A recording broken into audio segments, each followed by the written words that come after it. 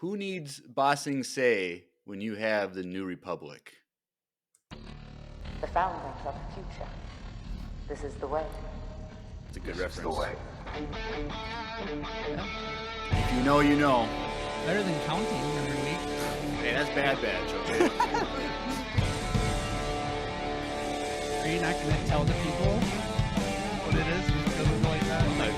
If you don't know, you don't know.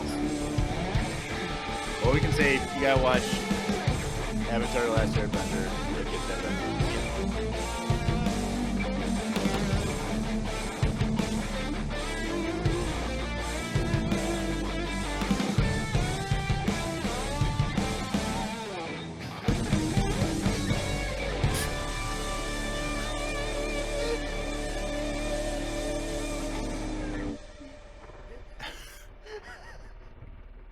Hey everyone, welcome back to another Mandalorian-tastic episode of Empire Radio. I'm Jeremiah. I'm Drew. And tonight the chat is banging. Yo, Snow, that was like, that was amazing. That was so good. We have to tell them what he said, so they're not going to see it. So if you watch our Bad Batch breakdowns, I always do like a 1, 2, 3, 4 something rhyme. And Yellowstone in the chat was like 1, 2, 3, 4. Bo-Katan's knocking on the armorer's door. Yes. And look at Daddy Pelps is in the chat. Holy smokes! Yeah. Daddy Pelps 66. Dude, Spencer. I was literally. We were just talking about you. We were just talking about how we haven't seen you in forever, Daddy Pelps. It's good to hear from you. Wow. Jerica's in the chat. Kale's in the chat. We got 10 people that I can see on my end. How many people are saying you're in? It keeps refreshing. So I think it's more than 10. Anyway, yes. We are back. Yeah. Mandalorian Season 3, Episode 3, Chapter 19. Cried in the beginning. The Convert. Yep. And if you didn't get my opening reference, go watch Avatar: The Last Airbender. True. Because Bossing Say is pretty intense, but not as intense as the New Republic. But, Drew, you just finished watching the episode. Our longest episode of the season, 58 minutes. What were your thoughts? I liked it. Not gonna lie. Kind of wish we got more Bo-Katan, like, Mandalorian stuff. Like, throughout it, it was kind of like, it was good. And, like, I kind of just wish that whole story arc with the Doctor was a little shorter. So I think it kind of dragged a little bit.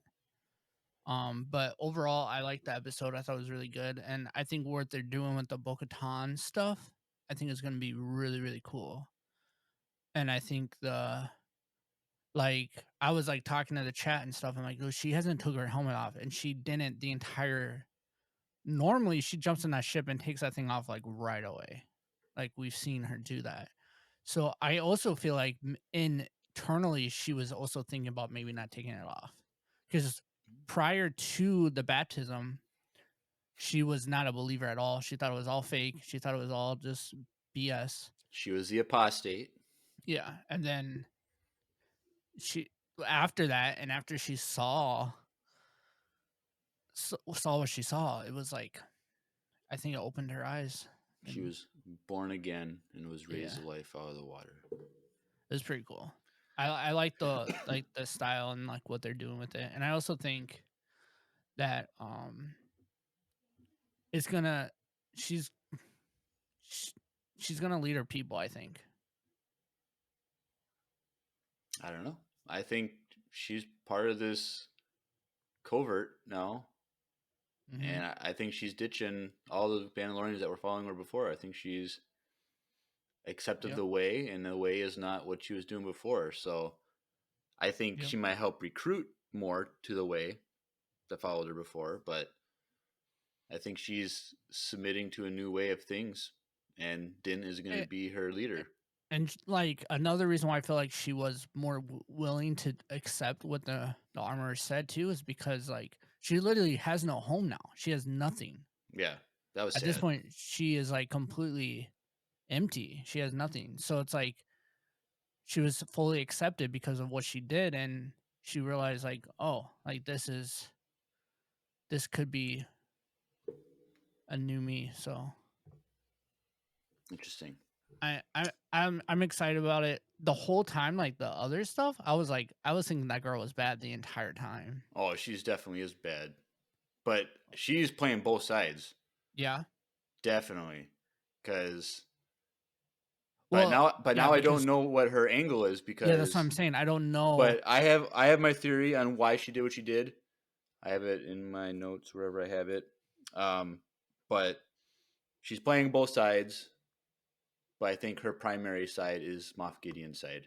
Yeah. So, yes, this episode was interesting. Well, one, I took your advice where rather than going through the homepage thing and getting spoiled by a screenshot or something, I went to the Star Wars tab. I clicked on Mandalorian. I went down to the episode, and then it says immediately on Coruscant something happens. Blah blah blah. Don't Like read. Why? I can't not read it. Okay, Right, just push a button, bro. I can't. I need to put glasses on that make me blurry just so I can. Literally every Wednesday morning, I'm gonna go to your house on my way to work and just click it for you, and then leave your apartment.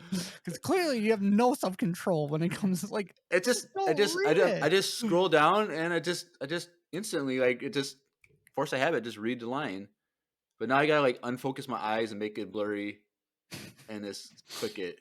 You gotta wear someone's like prescription that's like really so like stupid, intense, just so you can watch. So it's like.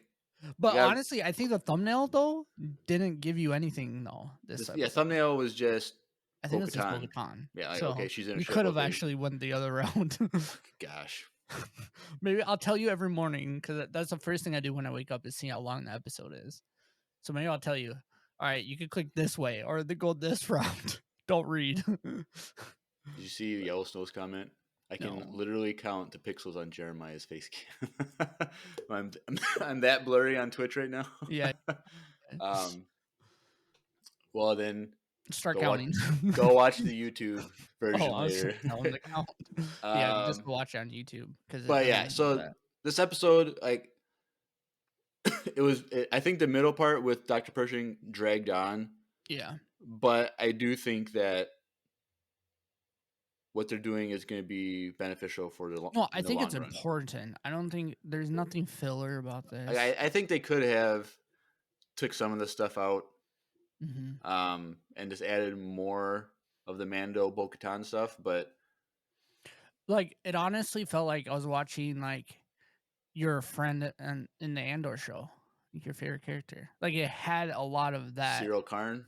Yeah. Well, I totally thought he was going to be sitting at that picnic table. That would have been nuts. That would have been nuts if Cyril was sitting at that thing. Like, oh yeah, I'm whatever. Oh, that would have been kind of cool. Like, that would have been nuts. If they did that, then I'd be like, that changes everything how we interpret Andor when it comes to happening. Well, and then we know that he never dies. He doesn't die, and that he joins the Empire. That would have been so cool. That would have been so cool. Because it was like they had the blue uniforms on, and he wore the, like, I think he had like a blue suit on, like when he was on Coruscant or something like that.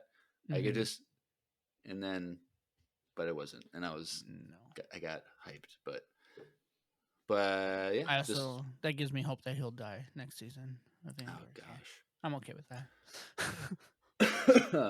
But yeah, so very interesting episode on many levels.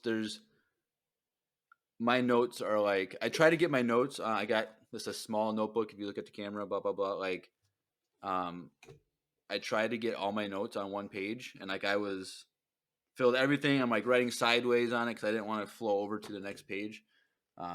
So I got a lot of notes. I don't know if I can understand anything going on in my notes, but there's a ton of stuff, a lot of Easter eggs, a lot of tiny details that people are going to be on YouTube are going to nitpick this episode and find every single thing. Mm-hmm. And so definitely a fun episode just for like just the Easter eggs and stuff. Yeah.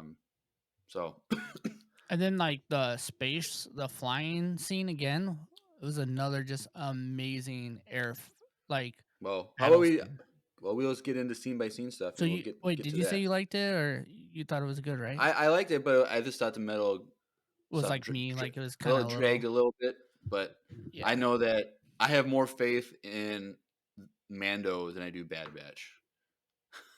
Well, yeah, we didn't get people. Did you watch racing. the Bad Batch episode today? No, I did not. So, Okay. which now I feel like maybe I shouldn't just act like I did. Is that what you're trying to say right now? No, I'm not saying anything. I don't know why. Normally I do watch it. You're right. I totally forgot today was Wednesday when it came to the Bad Batch part. But I'll probably watch while I'm editing. Right. Well, scene by scene for this episode picks up right after where we left off last episode. So Bo-Katan and Mando are laying on top of the steps by the living waters. Bo-Katan, she's still shocked. Mando is presumably dying because his lungs are filled with water and she's doing absolutely nothing. But yeah, what the heck? I literally said that. I'm like, she's just gonna let him die, and all of a sudden coughs up himself. I'm like, and so then Grogu is just there like, "Hey, Dad, wake up!" He's like over there.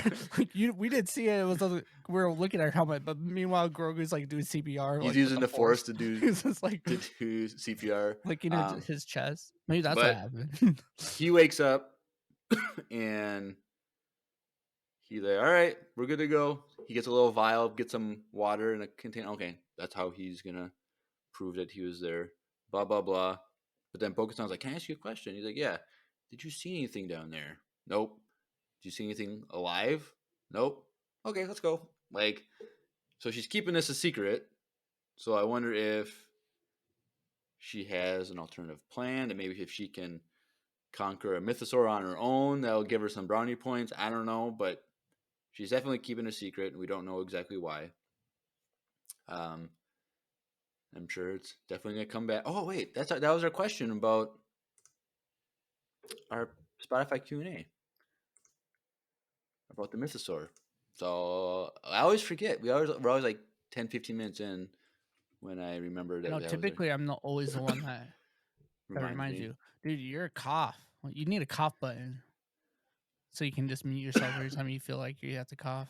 Well, that's gonna be all night, but dang, GG. COVID coughs, they never go away. Apparently. Okay, this voice of the word. All right, let's go. All right, so my question for the Spotify Q&A was, when do you think we will see the mythosaur again? So David S. Saint, so I think this is David from, this is in the chat right now. Mm-hmm. David STPSM, before the end of the season.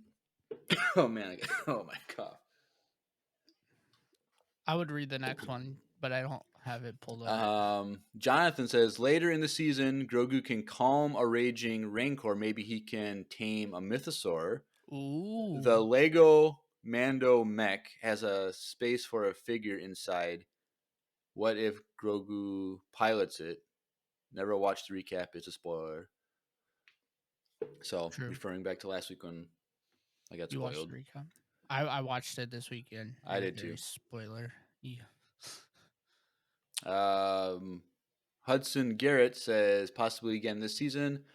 Connor McCloskey says, I think we will see it at the end of the season, and Mando will use it to defeat the big bad, whoever that might be. Nate Keeney says, this episode is probably just trying to tell us that the mythosaur is alive and set it up for a later season. Also, Drew, what are you on thinking this episode was the best live-action Star Wars? Okay, chill. Crow Crazy says, I don't think we'll see it until the end of the season. It could even be the cliffhanger for the season. Which I hope not. Dude, episode 2, we got to go. Oh, Lord. Labatt 23 says, I'm thinking next season that Din Djarin will have to defeat the mythosaur to prove himself to a group of Mandalorians. Why are we saying next season? You guys are ruining this. John says, I think we will have a Boba Rancor-like relationship with Mando and the mythosaur, where Mando tries to kind of tame it. JD says, probably in the next few episodes, my theory is Bo will try to ride it and use it to defeat Mando, or Grogu uses beast control, making him the second Mandalorian Jedi. Firstborn. Ooh, I like that. Firstborn says next episode.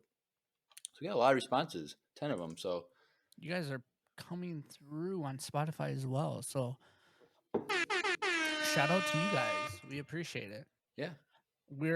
I think people are loving that segment too. Like, people are really digging So if you guys want to join, even if you send in a voicemail, you guys can still give us another little sneak peek of what you guys are going to say in your voicemails too. That's definitely fine as well. Yeah.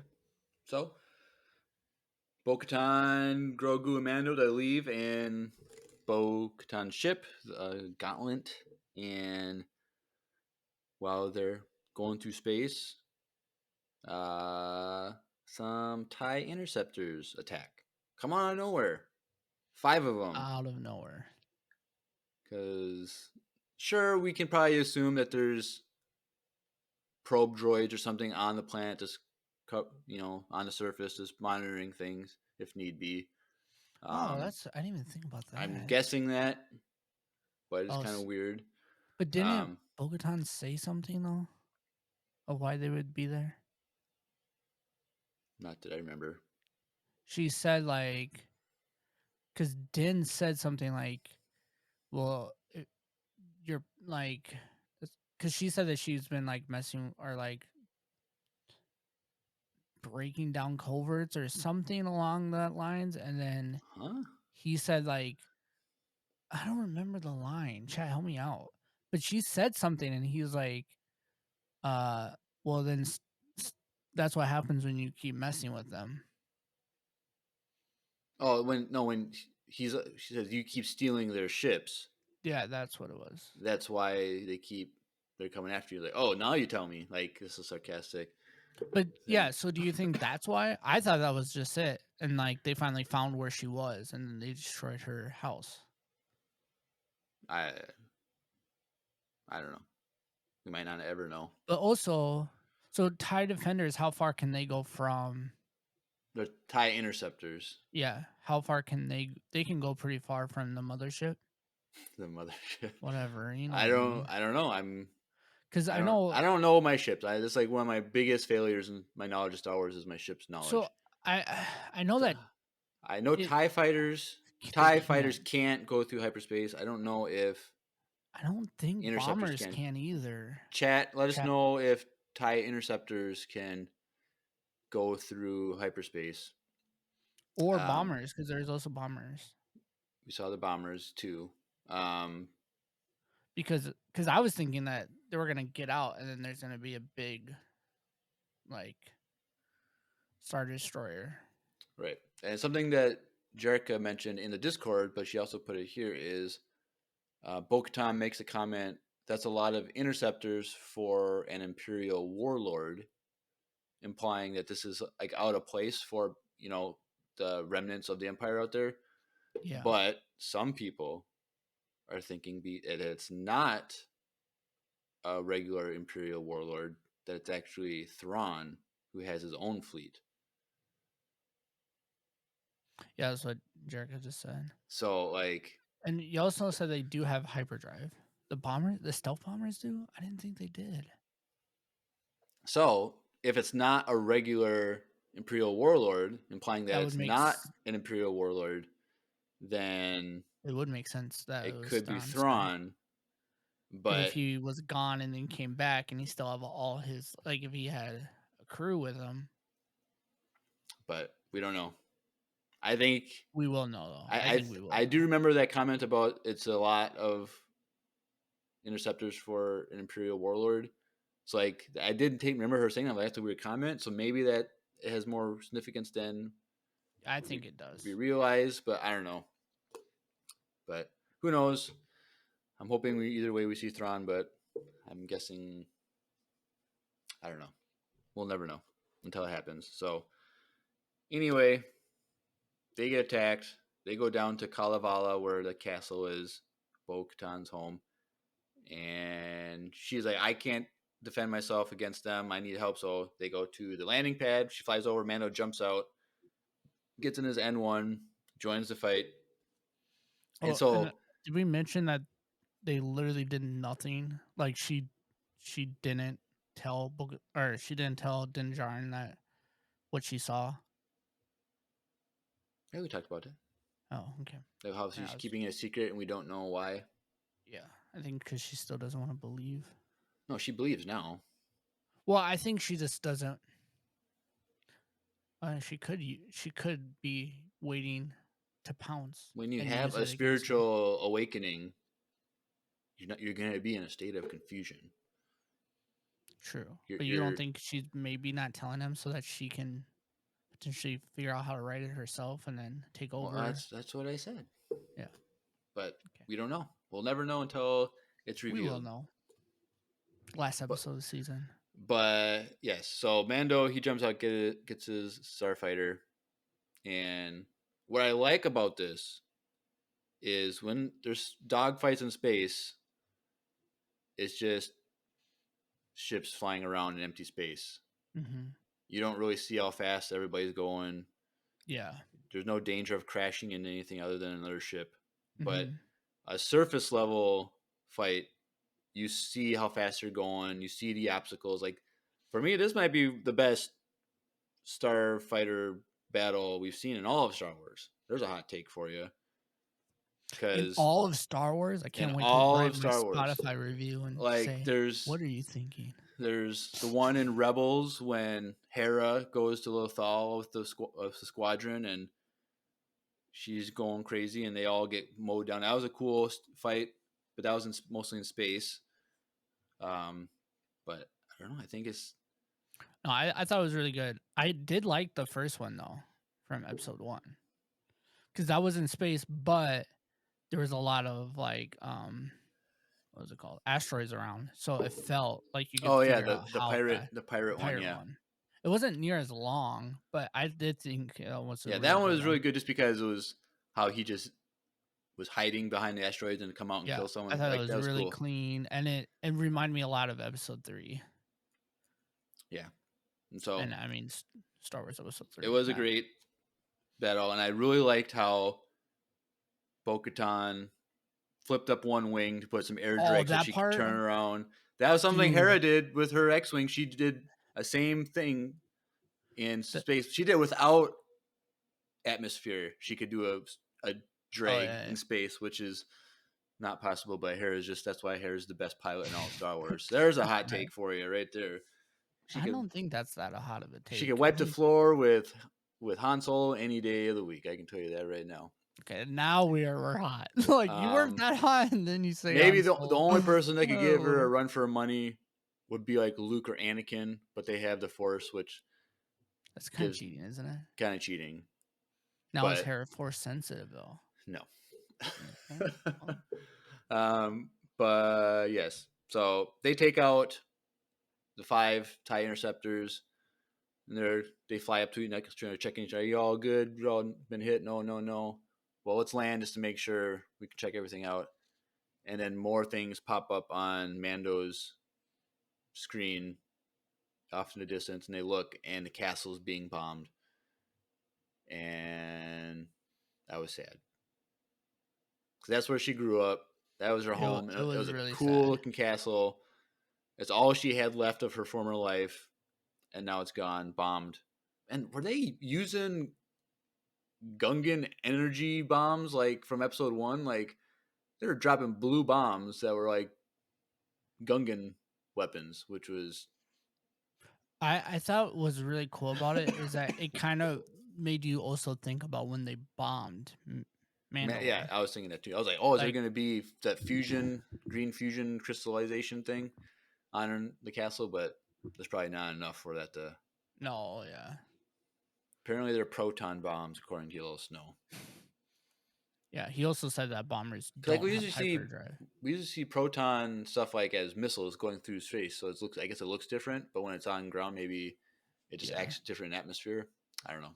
But I thought I was like Gungans. Proton protitos. It's or- the rise of Boss Nass, just like the VCU trying to take over the galaxy. It's like Boss Nass comes out with Is a it bomb. is it and too drops early to it. play a commercial for the VCU? No. All right, All right, if you don't do it now, you're gonna forget, and I'm gonna have to remind you. I'm so. gonna forget. Well, if you're a fan of fan fictions and audio dramas, well, let's take a listen to our friend Lucy, who has a message for you today.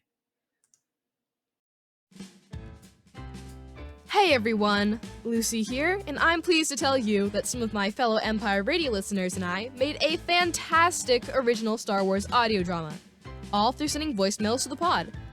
It's called the Voicemail Cinematic Universe. Here's the thing. We need your help. The Empire's goal is to get an illustration made by us listeners for every single voicemail, and we have quite a ways to go. So if you have any sort of artistic abilities, join the crew. Any type of media is welcome. Lego scenes, digital art, paintings, you could even make food art. If you answer this call to action, there's a link in the description that leads directly to a Google Doc. It tells you exactly how to submit your art. This whole VCU project will be 100% fan-made, and we can't wait to see everyone's work. In the words of Emperor Palpatine, do it. Do it. Do it.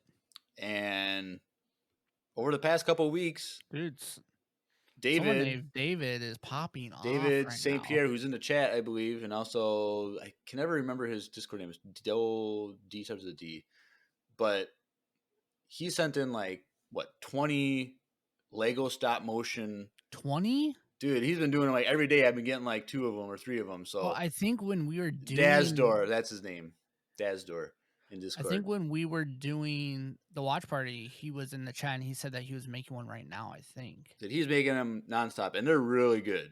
I haven't watched them because You're never gonna see them until the project is done. if you guys don't know, I've only seen like a couple pictures here and there, but Yeah. I've been really trying. I have self-control. Jeremiah doesn't, but I do. So I have to see them so I can put the project I know. together. I'm just throwing shit. But- You can't, but can't help yourself from spoiling they're yourself. they're really good, and he's getting better and better. He's just practicing with these, and he's getting better and better every single time. And so I can't now, wait. since he put these in, we are now over halfway done with the VCU illustration. So if he's going at the pace he's doing, like literally next month, it's going to be done. Well, So, don't stop. but Like some of his photos that is all stop motion Legos. That's awesome. But- That's dope. Here's the thing: just because he's going at a fast pace doesn't mean that you, the listener, can't send in your own. Like, please go click the link in the description. Now like, there's a we'll- challenge. It's a game. Who can Who we can? beat him to it? Yeah, is Dazdor? Is he gonna finish the project, or are we gonna get some other submissions in there? Are And you going to so- submit a project before he gets done filming one? with Oh the stop yeah. motion? What if he makes a video, but you send yours in first for the same voicemail? So, Ooh. but yes. So click the link in the description below if you are an artist of any sort. If you can do drawing, painting, digital art, whatever it is, like we'd love to have it. There's an explanation in the document, the Google Docs, and the link of how to submit, what to do, all that stuff. And I watched like the first 15 minutes of the VCU with all the pictures in it last night, and it's a banger. And I'm really excited. I'm gonna try and create an opening crawl that looks like Star Wars. I got to do that part, but now I'm getting scared because it's like there's a lot of work. Because it's not just okay. Here's a picture, put a thing. I got to learn. I got to figure out if I want to do transitions, how I want to combine them, how I want to do this and this. Now it's serious, Jeremiah. And it's like I don't want to like make a directorial decision that the fans are gonna hate. So I got like I don't want people like Maybe you should pull one of the hardcore fans and have them help you. Maybe I'll just have I'll hire Bryce Dallas Howard to or that to do direct that. it. That would But- work. No, I would say maybe you should contact Lucy and have her. Maybe she could probably help you one night. Oh, she sends in her pictures. So yeah, but she's she- okay. First of all, she's a kid and she has her own life, and I can do this on my own. But yes, and Reed in the chat, you still have yours that you called dibs on. I'm still waiting on that. Oh, so you could call dibs on them? Yes, if you want to call dibs, like say, hey, I want to do this one. Oh, that's Like I'll cross it off for you, but you gotta make sure you actually get it done because no one else is gonna do it because I have it crossed off. So you should have deadlines. but yes, it's really exciting. Like it's gonna be like an hour and a half long movie when it's all done. Because there's 87 voicemails plus when I add an intro, opening crawl, and credits and stuff, it'll be like a hour and a half. And like we said a couple weeks ago, Lucy said that her and Addie are doing an audio drama sequel. That's an audiobook length, 10 episodes long of the sequel to the VCU. And they're not going to release it until the video is put out. So if you want to let the story continue, you gotta get the images in. And we're babbling on about the VCU, I know, but I'm just getting more hyped about it because watching these videos, listening to these voicemails again, I'm just putting these things together, and I'm just laughing my butt off to some of these jokes that people are doing. And Dude, I'm excited. I also haven't I haven't even listened to them all the whole story at once, So right, and one more tag or whatever you want to say, plug. If this is done by EmpireCon, we're playing in the theater on the big screen. yeah. So Which is we another said reason that, why but you now that should it's going come. so fast, I'm like, and then Lucy is like, I don't know if I want to wait till No, August. we have to wait, dude. We have to. We can't. What do you mean? I don't know. I'm just like, I feel bad for Lucy and Eddie. Like they're working so hard on this project, and then we have to wait till August. But we'll figure it out. And after EmpireCon, that's when they can drop it. Right. So on everyone on their way home from EmpireCon, they can listen to the audio drama part. Well, I'd probably have the video go live at the same time we start it in the theater. So then people at home can watch it at home while we're watching it on the big screen. Oh, we could do that. We could do that. But I was also thinking maybe Lucy and Eddie could send in like a clip. And then at the end of the VCU, a teaser? At the end of the credits, cool. An end credit scene of like a teaser. That'd be fun. But all right, sick. Mando, we're back. Yes, we're back. Come to EmpireCon if you want to see it live. Come to EmpireCon. So yes, the castle's attacked and destroyed, and it's sad. Mm-hmm. But stuff like that happens, I guess, when you're in a war-torn galaxy full of bad guys. And then it switches right to Coruscant. Oh, okay. We're at Coruscant. Never looked better. And it was great. Seeing Coruscant again. Now we saw it in Andor, which was great, but it wasn't like as intense as we saw. We saw like scenes, like all kinds of skylines. We saw all kinds of stuff here in this episode.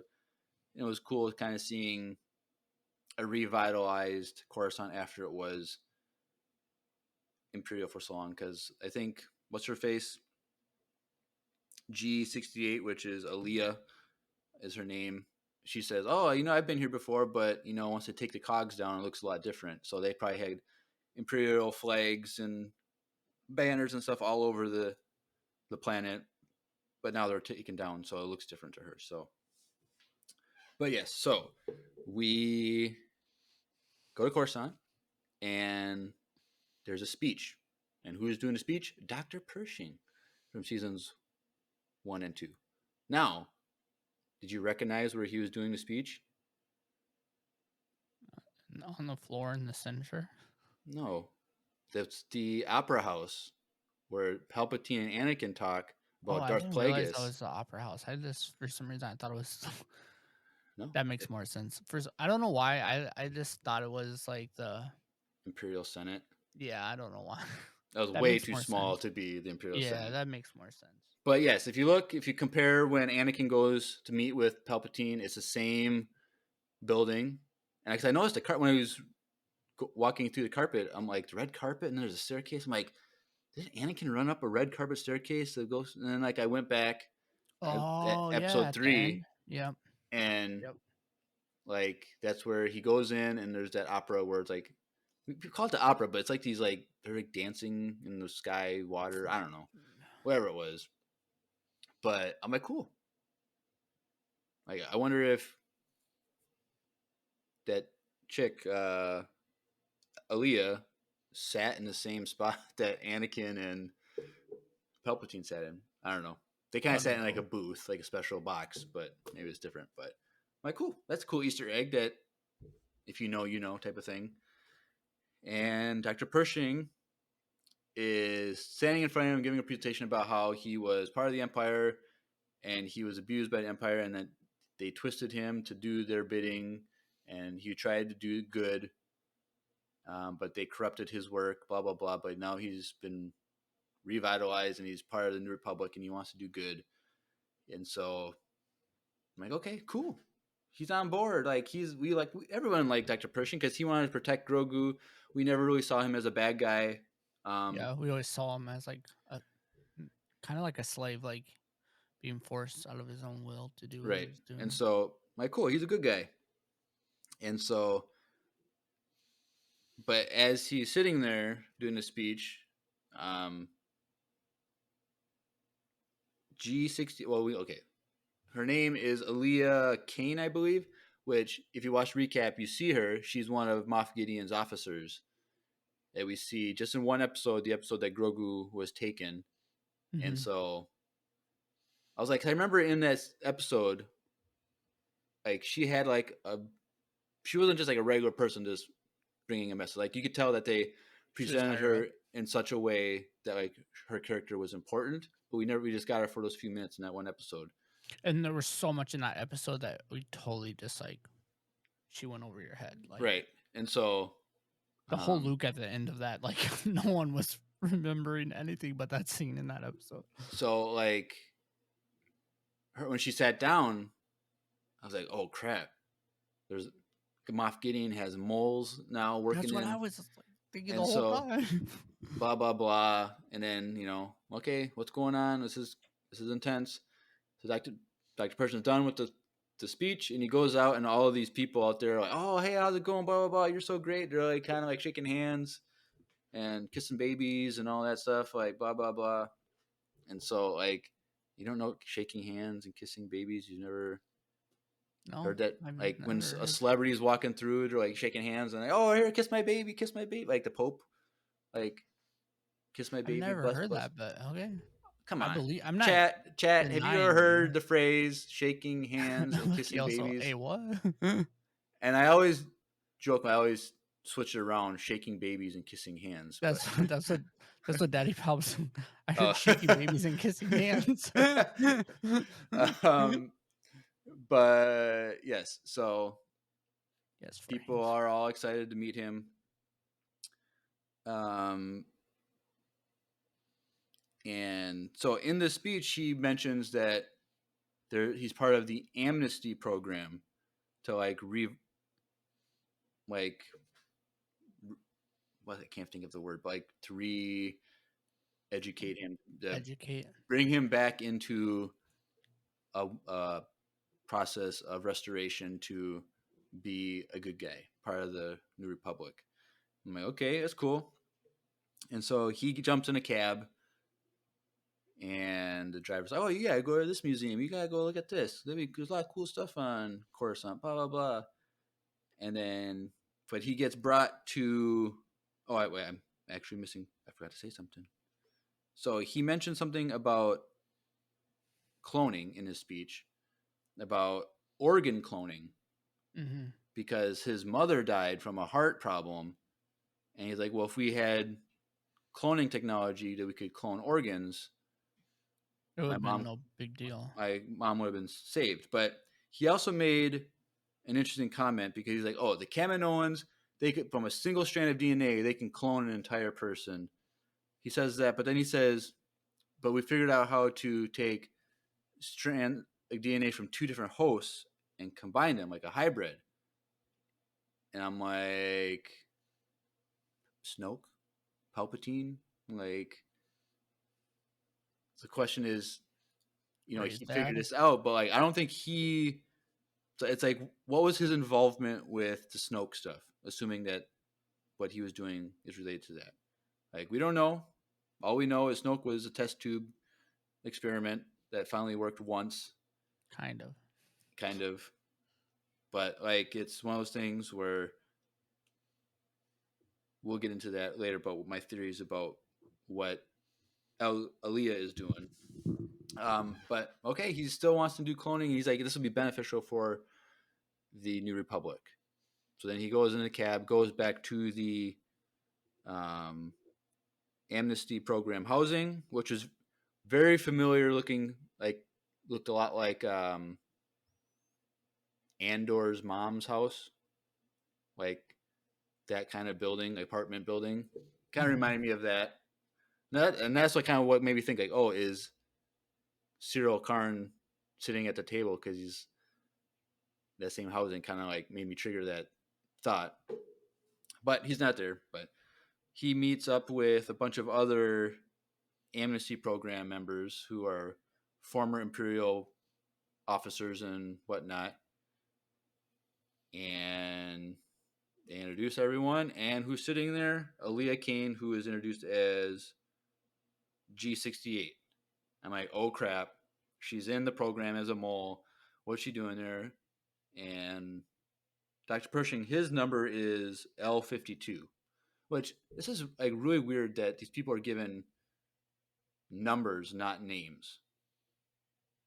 Like, this was like a red flag for me. Like, Yeah, that for me, that was like, are you guys going back to like the clone army? Like, why aren't you guys acknowledging from their names? because it's like, okay, the New Republic, you know, the Empire, there, everyone was, you know, code names like TK so and so. Like, they were given numbers. You'd think you would want to humanize people again by giving them their real names, using their real names.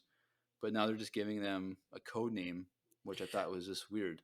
Yeah, and like I understand like if you call Dr. Percy not doctor because his like doctor status could have been from the Empire, maybe like maybe that doesn't count anymore. But to like not call him Percy is kind of weird to me. It was all kind of weird to me. Yes. So don't mind the chat. So that was like the first red flag Mhm. about this New Republic. Like, hey, this is weird that they're doing this. But they start just talking, introducing each other, blah blah blah, and I was like, okay, cool. But then we hear some information about, because Dr. Pershing recognizes Aaliyah and is like, oh, another person from Moff Gideon's ship. And they were all surprised. Oh, you're from Moff Gideon. Like, so they know how bad Moff Gideon was. And then they start talking about Moff Gideon. And one of the guys says, I heard he escaped on his way to the war tribunal. Oh, no, that's just a rumor, blah, blah, blah. Yep. And I don't think that's a rumor. Nope. He totally... That is facts. Escaped, and they're just covering it up because people don't want to be scared that Moff Gideon is out there still. And so... Yep. And they don't want people to know that, like, their facilities or the way they're taking people isn't safe or isn't... Right. Like, no, that was definitely a cover-up, which is why I thought maybe that attack on Bo-Katan was Moff Gideon. Right, it could have. Like, we don't know. Because so that would make a lot of sense to me. Yeah, and so the plot thickens. Like, we asked a couple up, like the first episode, who's going to be the main villain? And well, maybe it's going to be Moff Gideon again. Like, or her with Moth, or dude, I don't know, dude. Because every time she talked or they looked at her, the music was so intense. Like every time. There's a lot of musical things in here that you gotta go back and listen to. We'll talk about it when we get to those scenes. But like, this Aaliyah chick, like this whole episode, she's just overly happy, I'm like, I understand you're being rehabilitated. That was the word I was trying to think of earlier. Rehabilitated, nice like, and like become a good person, blah blah blah. But this was so over top. Like, you can't become that personality if that wasn't already your personality before. Like, I don't know. Like, there's the whole time I was like, she's as the kids would say, sus. That's a new T-shirt. I can keep up. I can keep up with the kids. Sus, a little sus. I bet. Oh gosh, I hate that. That's my least favorite thing. I only said that because if you guys don't know, that's Jeremiah's least favorite saying, and ever since then, I always say that. Favorite slang term, but yes. So anyway, the group of them were talking. Oh, what do you miss about the old times? And Dr. Empire? No, we don't mean the Empire, like the food or something. And so he says that he misses the yellow-colored travel biscuits. Like, and like, oh, you like those? Like, and then Aaliyah is like, oh, I like the red ones. Oh, you like the red ones? Like, okay, fine, whatever. Like, everyone has their little things where like they like something that no one else likes. Well, and like after they've been eating them like half their lives, obviously, yeah, they're gonna like that stuff. They're used to it. What's something, Drew, that you like that most people hate, but you just like it, and it's just that you just like it, and you just don't care what people think? Most things that you say is gross that I eat. No, I'm saying that's unique to you, just you. Like something that you like that everyone in your family, all your friends are like, ew, gross. Like, why do you like that? Probably like salt on watermelon. See, Well, Jared's trying to doesn't say ew. I've heard that one before. It is a little niche thing. I guess that is a little weird. Especially when I mean, people my put- family likes it, but like my in-laws' family, they're like, "Why would you do that? Just eat watermelon plain." and But there's people that like put oh. salt on like apples, yeah, apple slices. That's kind of weird. weird. Salt on carrots is good though. I've never Have you ever tried done that. No, I don't eat enough vegetables. I know I should.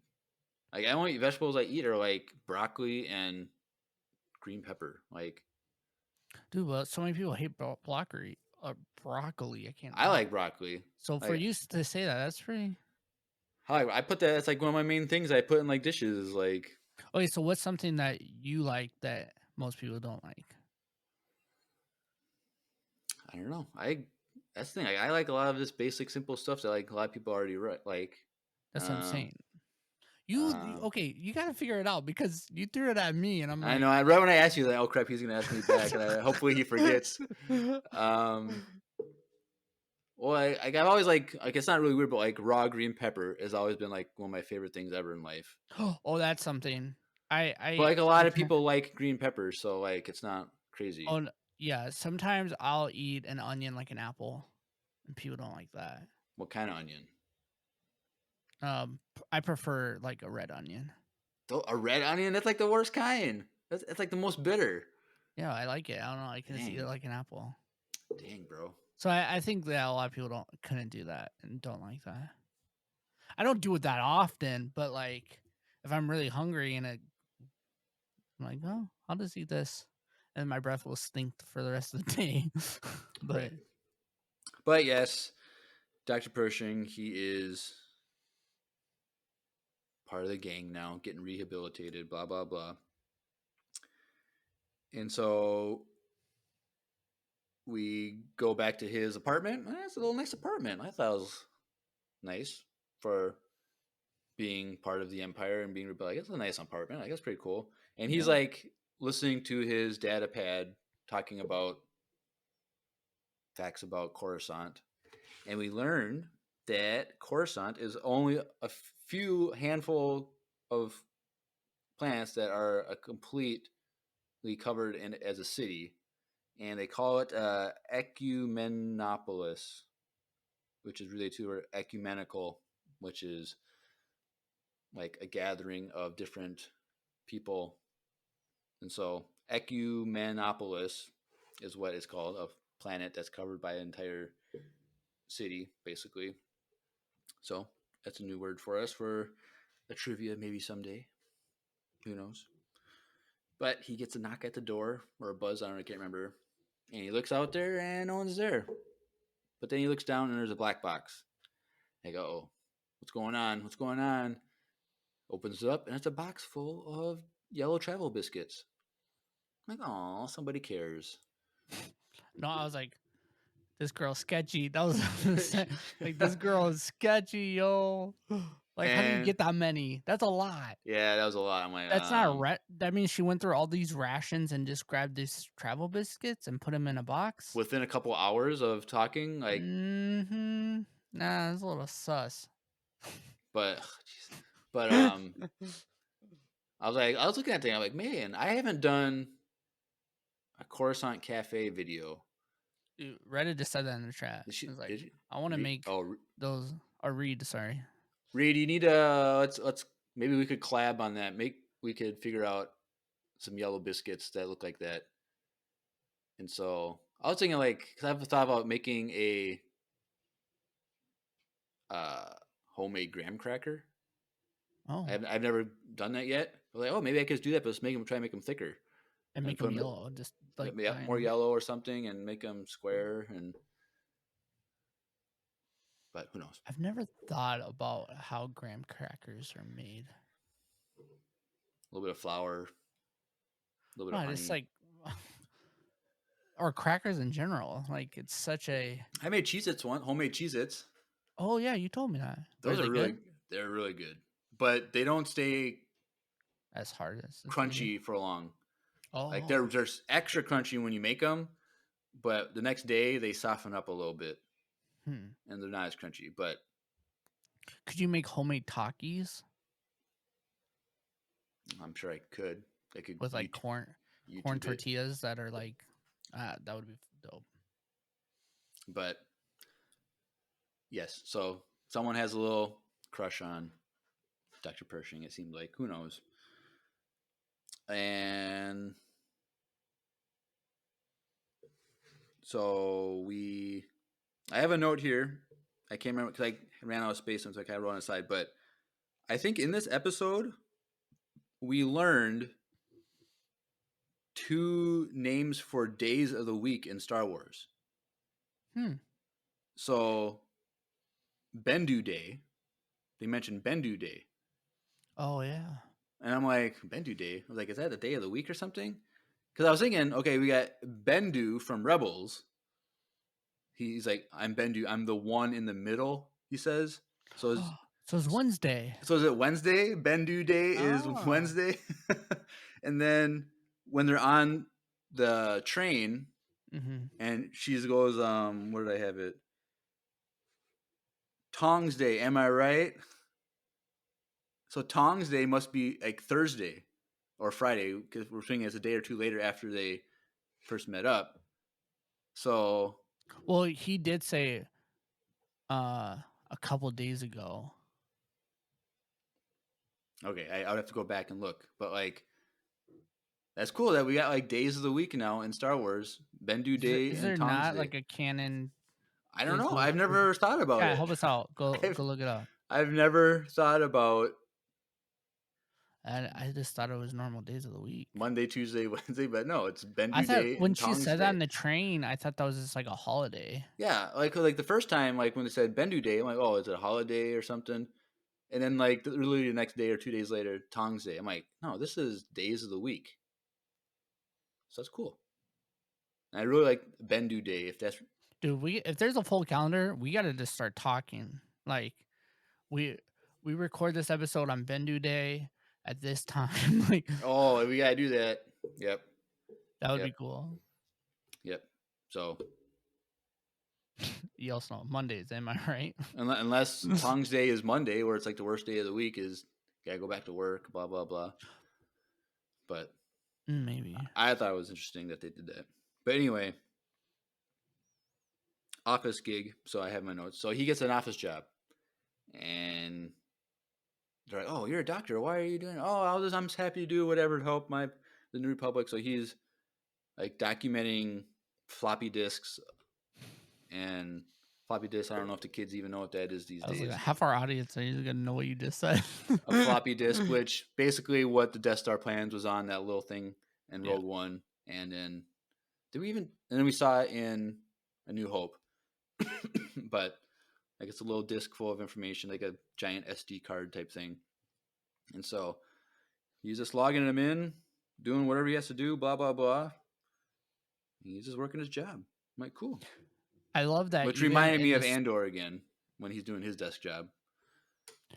Yeah, exactly. Or Cyril. Yeah. Cyril. But I love that, like, even in Star Wars, there's still someone that has to do filing. Which is stupid. They definitely have droids do it just fine. It's not even that. It's like when they pull the files from the ships, it should automatically just file itself. Like, well, I was also thinking, okay, they gotta destroy all this Imperial stuff. Well, why don't you just take the Star Destroyer, aim it at a star, put on autopilot into the star, and it just completely burns and melts and like dissipates like into nothing? Or why do you have to document it? Why can't you just burn it all? I guess because technically they're all like acts of war, or like. I think they want to make sure that, okay, this documented that we have it, and now we destroy it knowing that it's gone now. it can't be stolen, and That way it can't be stolen, or they know for sure that what's on there has been destroyed because it's documented that it was destroyed. So I guess they could do that, but it's just kind of like, it's just one of those things in Star Wars that doesn't make sense. Kind of like, why do they need a droid to fly a speeder as a taxi? Why don't they just have it autopilot? Like, we have cars that do autopilot now without people. Like, well, and like have that conversation. The droid wasn't even looking at the. yeah, and he's like, can you like look ahead, please? Yeah. But yes, so he has his office job, and then he goes on a little tour with his new friend Aaliyah, and they go to a spot that we see in the Clone Wars, where this the highest point on the actual planet of Coruscant, the highest mountaintop peak we see in Clone Wars in a scene, and it's the same location here. Which I gotta go back and watch that Clone Wars scene. I gotta find that, but see what's same and different. But it's like looks like a carnival music going on, and it's, if you listen to the carnival view music, it's Star Wars music. You hear the main theme, Star Wars main theme, but also you hear the March of the Resistance, which is the Resistance theme in The Force Awakens. So, but it's like done more in like a jovial, like happy manner. Jovial. I like that you said that. Andrew would be proud. Why would he be proud? Because it's music related. It's one of the few words that I remember from your music class. No, from English class in high school, like vocabulary words. Like we learn new words. I think that was 11th grade English. Jovial was one of them. 10th grade English, I remember incognito and idiosyncratic and usurp. Those are the only. Usurp? What is it? What? Usurp is to take away violently. Okay, I'm going to use that now. Usurp. But I remember when I learned the word redundant. I say that all the time. Really? Yeah. I've never heard you say that. I don't think so. Well,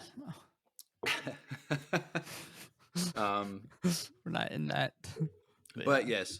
So they're going through this thing. They're talking. They're eating glow pops. Like, we have blow pops. Do they even make those anymore, blow pops? Yeah, of course. I mean, of course. I don't know. This is like 25 years ago. Last time I saw a commercial. Go to Walmart. I don't go to. I Chill. I go to Target, dude. I don't go to Walmart. Who's this guy? But yeah, they're eating these glow pop things. I'm like, that's kind of cool. Like, yeah, I thought it was really cool. I kind of wish their teeth would have started glowing. You know, like when you like how when your tongue turns like blue, like their tongue is like glowing blue or something. Yeah, that'd be cool. like that would have been cool if their mouth started glowing. Right. Someone's gonna. I feel like that's something. Figure out how to make that. I feel like. I think what they should do at like Galaxy's Edge is make popsicles, but the popsicle stick has a little light in the middle, and then it's just like silverware, so you gotta give it back so it shines through and glows. That'd be cool. Or you get it as a souvenir. That'd be cool. But yeah, just so I have like my blue milk canteen thing. Like I don't even remember what they were talking about when they were just going through this carnival thing.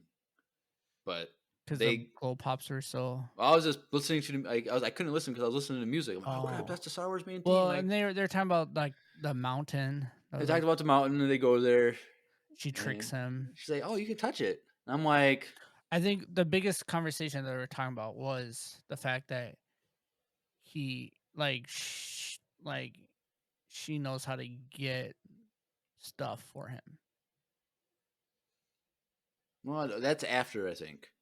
After they leave this, they go back to the barracks or whatever apartments. But I thought there was gonna be a force field, like a shield that was he's gonna touch it and it was just gonna like shock him or something. But then the droid comes by, hey, don't touch it. Like I thought it was kind of. We all knew it was gonna happen. It was so funny. But yes, so I'm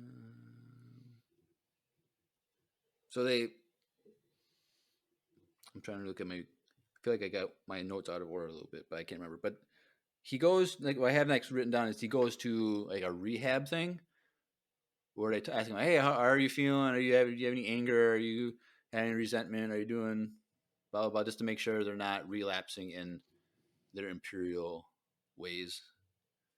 And you can see this. I'm like, this is really weird. Like, yeah, I get it. You're rehabilitating them, but like, they're really like being weird about it. I felt like they give them the numbers, like as like a person, like their numbers, and then now they're like doing this, like just following these like questions. I'm like, this is really weird. And then he asks, oh, well, I have a question. Like, could I continue my research just for recreational purposes? And they're like, he's like, no, because of this policy, subsection this, da da da da. Like, that stuff is banned. You can't work with cloning anymore. Well, I love that the HR person was a robot, like a droid. Right. And that's how most HR people are. Right. And so it's like, okay, now cloning is banned in the galaxy. I'm like, okay, like that's weird. Like, why? Like, yeah, they made a clone army, but like, why is? I think it's because it's too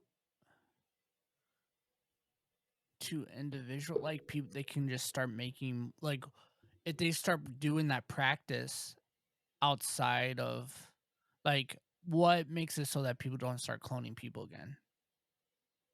But like, I don't understand the problem, because like it was just the clones for them from the Clone Wars that were, but they're not around anymore. No, but remember, he was saying that, like, in that thing, he was forced to do cloning work to help an individual for himself.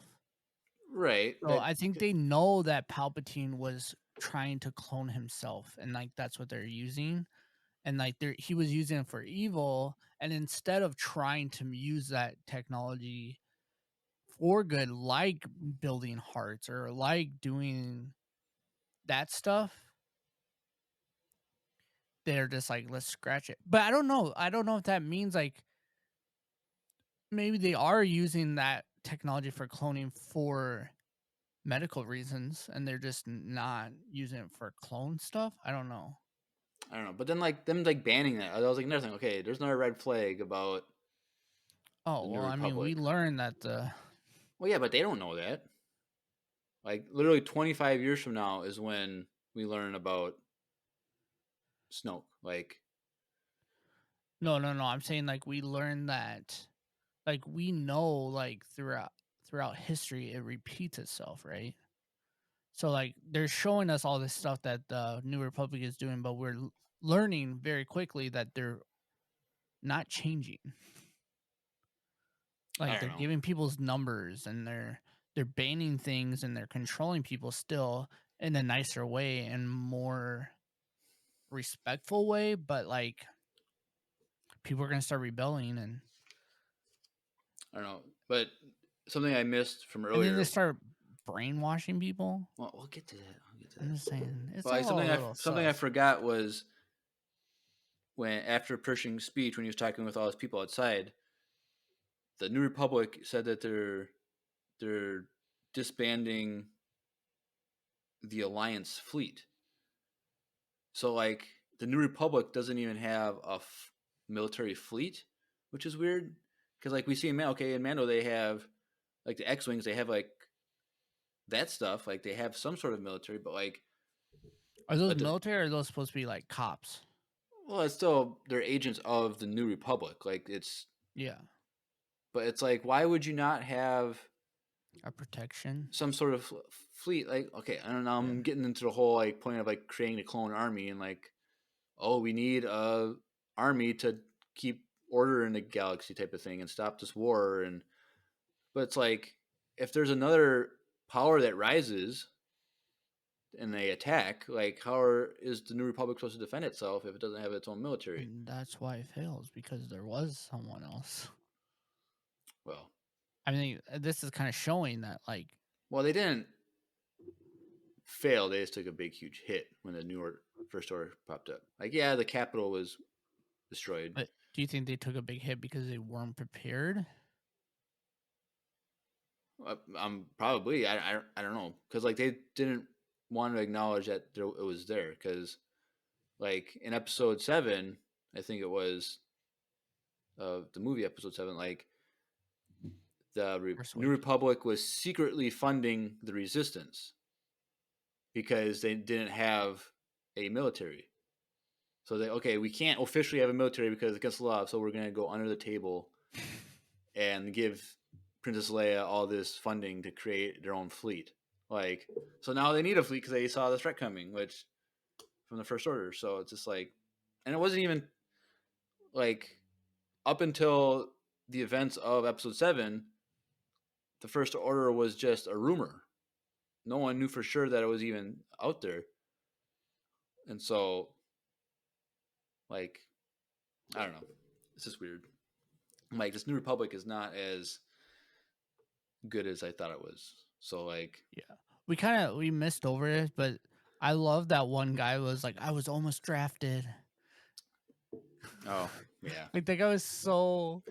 Like, Yeah, I just guy. wanted to I didn't even know. dude in Like, the who was that face. guy? Like, he was just a weird guy. This is supposed to be like a rich, snobby guy that was acting like he was like in this war, and then he's like, "Wait, I was actually almost drafted in this war." Yeah, he's forgot. such a victim. He was probably hanging out That's what I in mean. He Canto was Bight trying during to the last 25 years. He was trying to become a victim in that situation, but he wasn't. It was just so snooty. Ugh.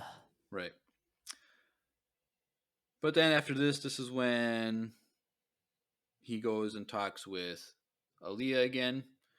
And he's like, well, I still want to do my research, but the New Republic won't want me to do it, blah, blah, blah. And she's like, well, what do you need? Like, if you wanted to actually do it, like, oh, I need like what do you call it? A travel lab kit or whatever. And blah, blah, blah. But there's no way to get it. I'm like, well, I know where to get it. You just go outside the perimeter. And I've been out there. You just got to follow me. And he's like, oh, I can't do that. That's wrong.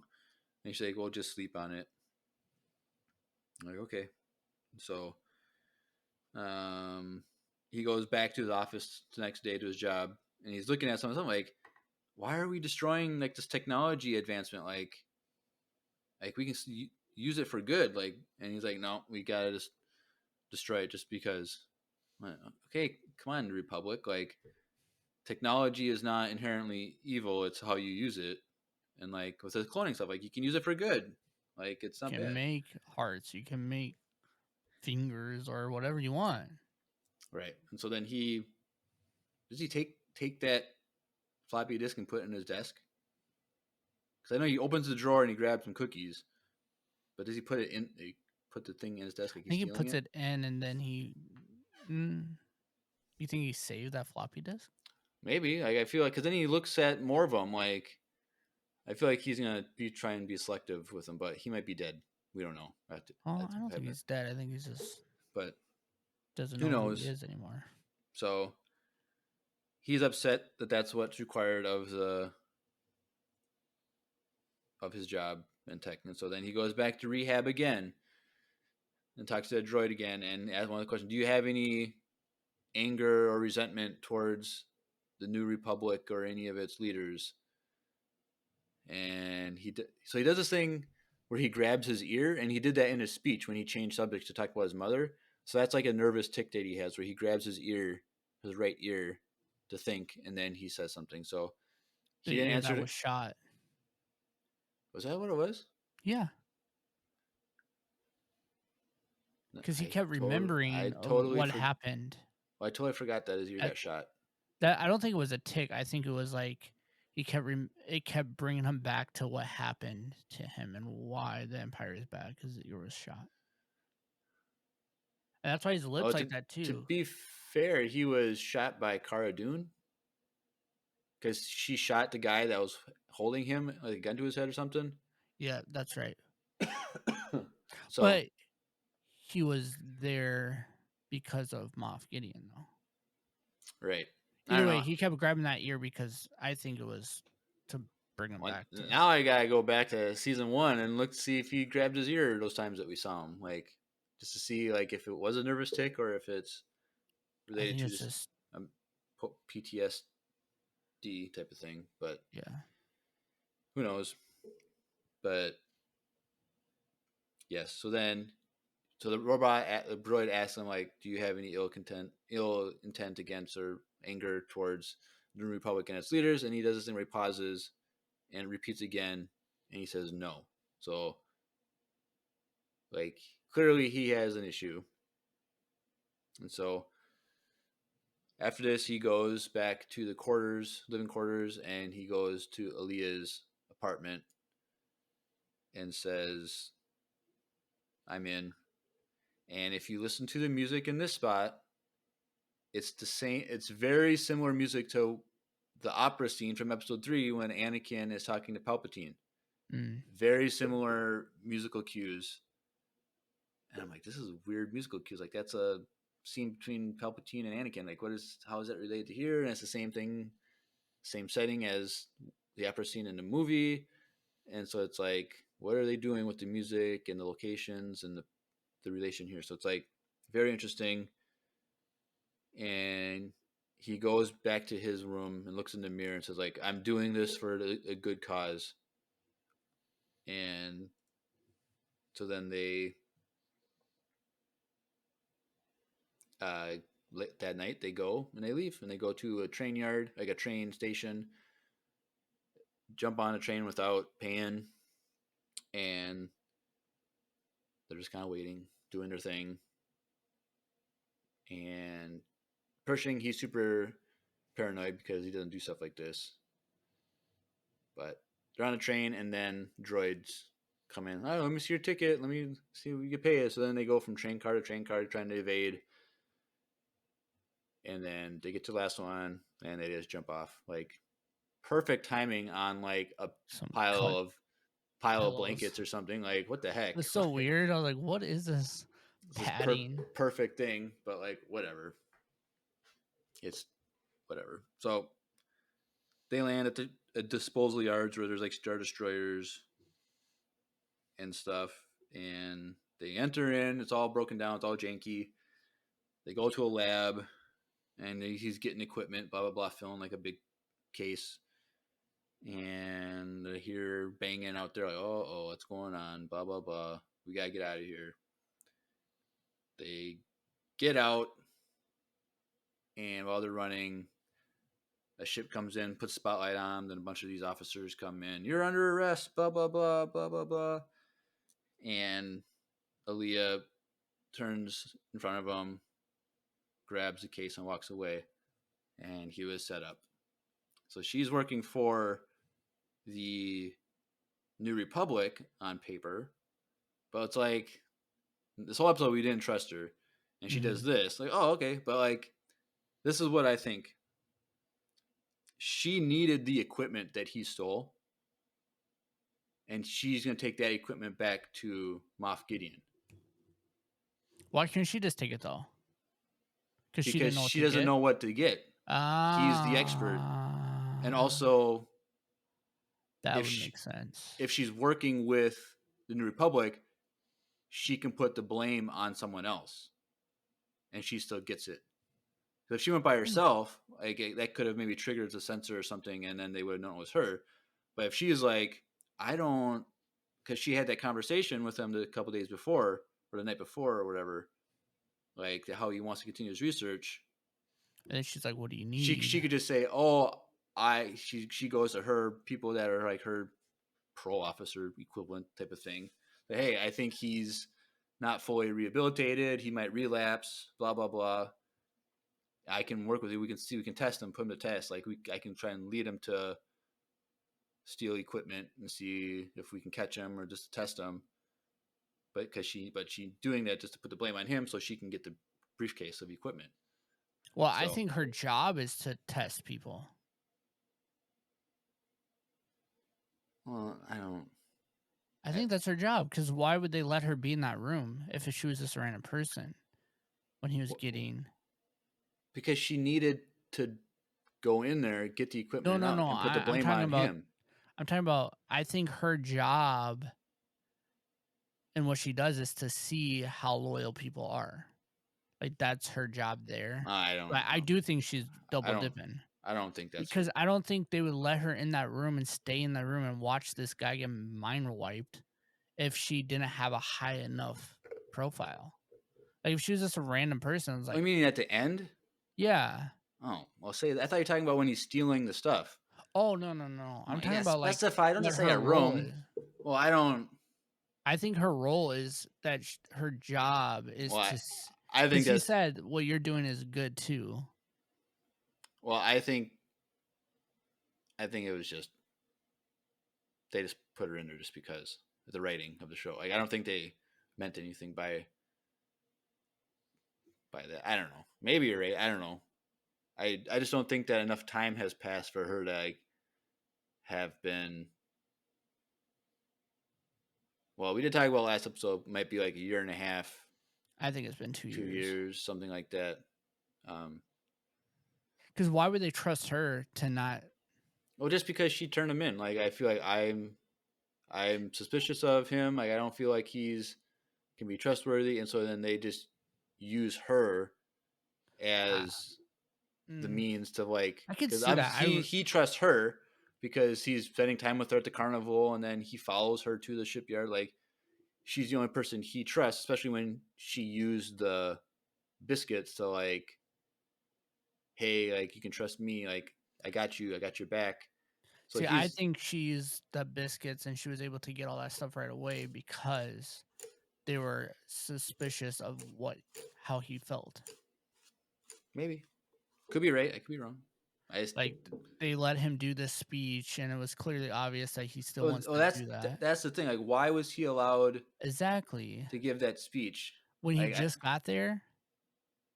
But he wasn't on course on that long. That was the thing that like didn't make sense about the episode. Why because if they're totally against him doing cloning and using his abilities for the New Republic, why would they let him? But I don't think them allowing him to have that speech is related to the thing at the end. For me, I was just thinking like in hindsight, the whole thing. It's like I think she was supposed to be watching him the whole time. Okay, like that was her role because I think this makes more sense. Like I think she's higher up than we realize, but I'm not disagreeing with you in the sense of I think she's double dipping, right? Because what she ends up doing, right?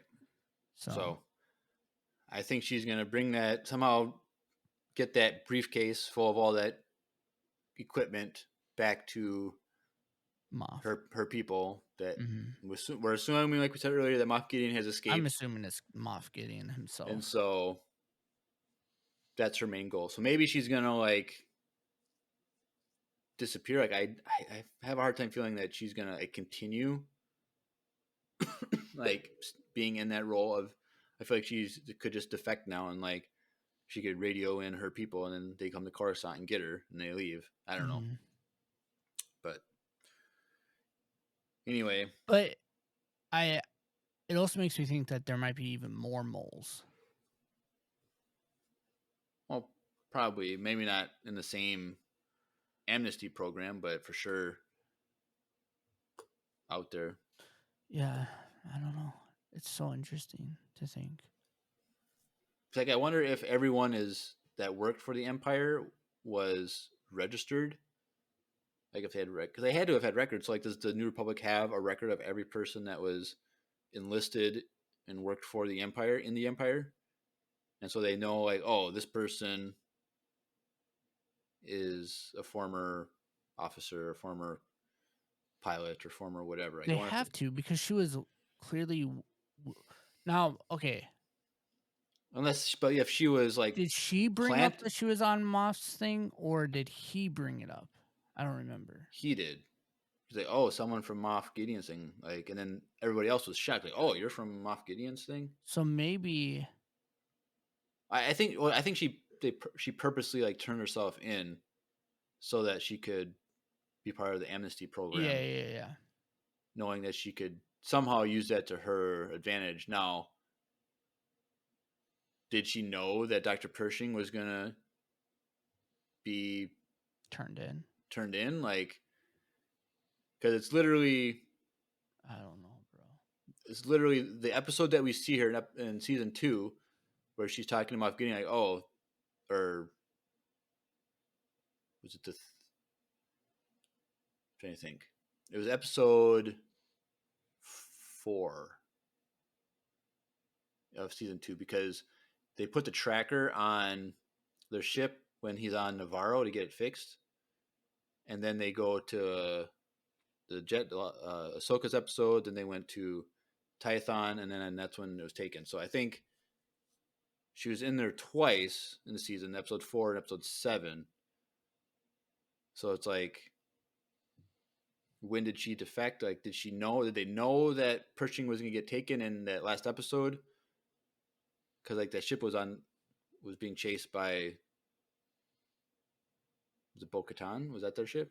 No, it was the Slave One. Mm-hmm. It's like, did Moff Gideon's plan like purposely have Dr. Pershing's ship get caught, like knowing that if he gets caught, then he's going to get put in a rehabilitation program? So at that point, Elia was already in that process. No, because didn't you say she was in episode 6? The last episode of the season? She was in episode 6, but or 7 or whatever. I don't know. I can't. She wasn't on the episode when Luke was there? No. I don't think so. Because it was the episode that when they plant the tracker. Go back now. And then I think the episode when Grogu was taken, which was episode 6. Mm-hmm. So like maybe and then episode 7 is when Dr. Pershing. Sorry, episode 8 is when Pershing was captured. Because then they use that ship to like decoy when they go to Moff Gideon's ship. Yeah, and that's how they figure out where Moff Gideon is, because what's her name shoots his ear. No, they got that from that episode, The Believer. Oh, when he takes his helmet off. But they needed a ship to go in. So it's like, I think, what I'm saying is, like, did they purposely make it so that Moff Gideon or Dr. Pershing would get kidnapped on purpose, knowing that he would be put in a rehabilitation program? Because like, we never learned how did they find out where that ship was and randomly in space, like the Lambda ship that Pershing was on. Mm-hmm. So it's like, we never got that information. They just randomly found it. But the chat was mentioning, was it during the moment when he was getting or touching his ear and stuff, do you think he's been mind wiped before and that brings him back when he touches his ear? Because when he was put in that machine, he was like acting like he never saw this before. Well, maybe because he forgot what happened to him. I don't know. I think this was the first But I don't time. think so, because he knows everything about his past, like being a child.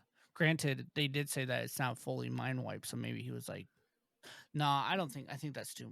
You guys are thinking too much." So anyway, I'm just trying to figure out what Moff Gideon's, how long he's been playing this, because if after episode 6, maybe she defected then, was put in the rehabilitation program, and now it's been 2 years, and so if Dr. Pershing was put in later, he had to go into the process of the rehabilitation longer or something.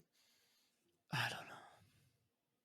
But anyway, after this, Star Wars timelines are so hard to follow. So we get to this New Republic facility where there's this machine, and it's like elevator music playing. Like, okay, whatever. And so he's put in this machine, and he's like, this is a mind flayer machine, which, going back to season 1 of Mandalorian, episode 8, like Cara Dune is like she mentioned something about a mind flayer, and like, oh, that's just a wartime propaganda, that's not a thing. And here they bring it up again, and it is a real thing, but the New Republic's saying, oh, no, it's not. It's this thing instead. Which we don't know if that's true or not, but we don't know exactly. It's just some kind of mind control, mind wipe, brainwash device. And but the guy there's Mon Calamari, and he's like, she set me up. It's a trap. I'm like, oh gosh, I can't believe. I thought that was hilarious. Is that the first time they've taken a meme and made it a joke in a show? Like, is that the first time like they've done that? And so like I just wish Disney or Lucasfilm would just do that more often, where they would just take memes and it's like make fun of themselves. Like, come on, just do it. Like, it's so funny. Like, everyone's gonna see that and think it's the funniest talk thing. about the high ground and stuff. That'd be hilarious. Yeah, like, yeah. So I just thought it was funny, as did everybody else. But wait, the flying thing. What flying the thing? spinning is a good trick they do in the Clone Wars episode 1. I think maybe they did do that. I do vaguely remember something like that from Clone Wars. Yeah. But that was season 1. That would have been 2008. That was only 3. Like, memes weren't even invented until like 2008, 2009. So, because I remember when I was like a freshman in college in 2008, 2009. That's when memes were a thing that actually started becoming like a phenomenon. And I was there from the start, kids. You don't know, what is that line from the Dark Knight Rises? Like, Bane is like, you were born in it, you were forged by it, but I've only merely adopted, or something like that. Remember that line? No? Never mind. No.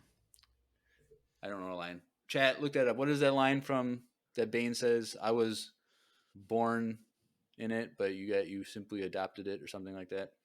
Oh, wasn't it hot coffee and hot tea is really good from Wesley?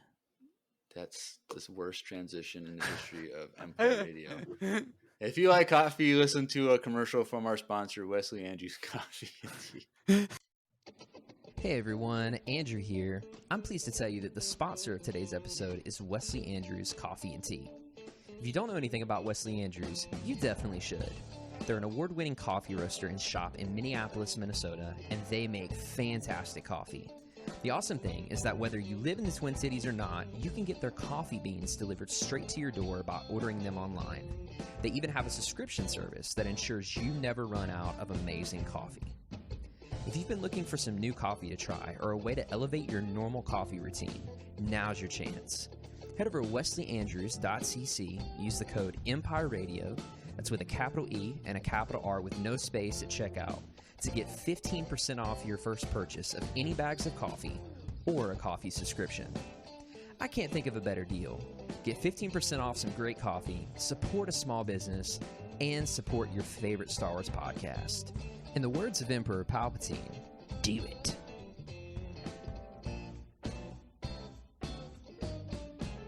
Yes. Do it. Do it. Do it. So, he's being put up in the machine, and they turn the dial to like 2 out of the whole dial, like 10. And it's just a little sizzle on both ears going in, and has the helmet on, and see the lights flashing in there. I'm like, this is really creepy, New Republic. Like, this is not. Yeah, I didn't like it. This is not like, this is like Bossing Say on steroids. Like, this is, yeah. Or I was gonna say, it's just like kind of what, like, not Princess Leia, Amidala said to Anakin, like, they're going down a path she can't follow. Yes, definitely. Like, it's just weird. They're like just redoing them. They're just, I don't know. It's just weird. Like, I'm just shocked that like this is what the New Republic is like.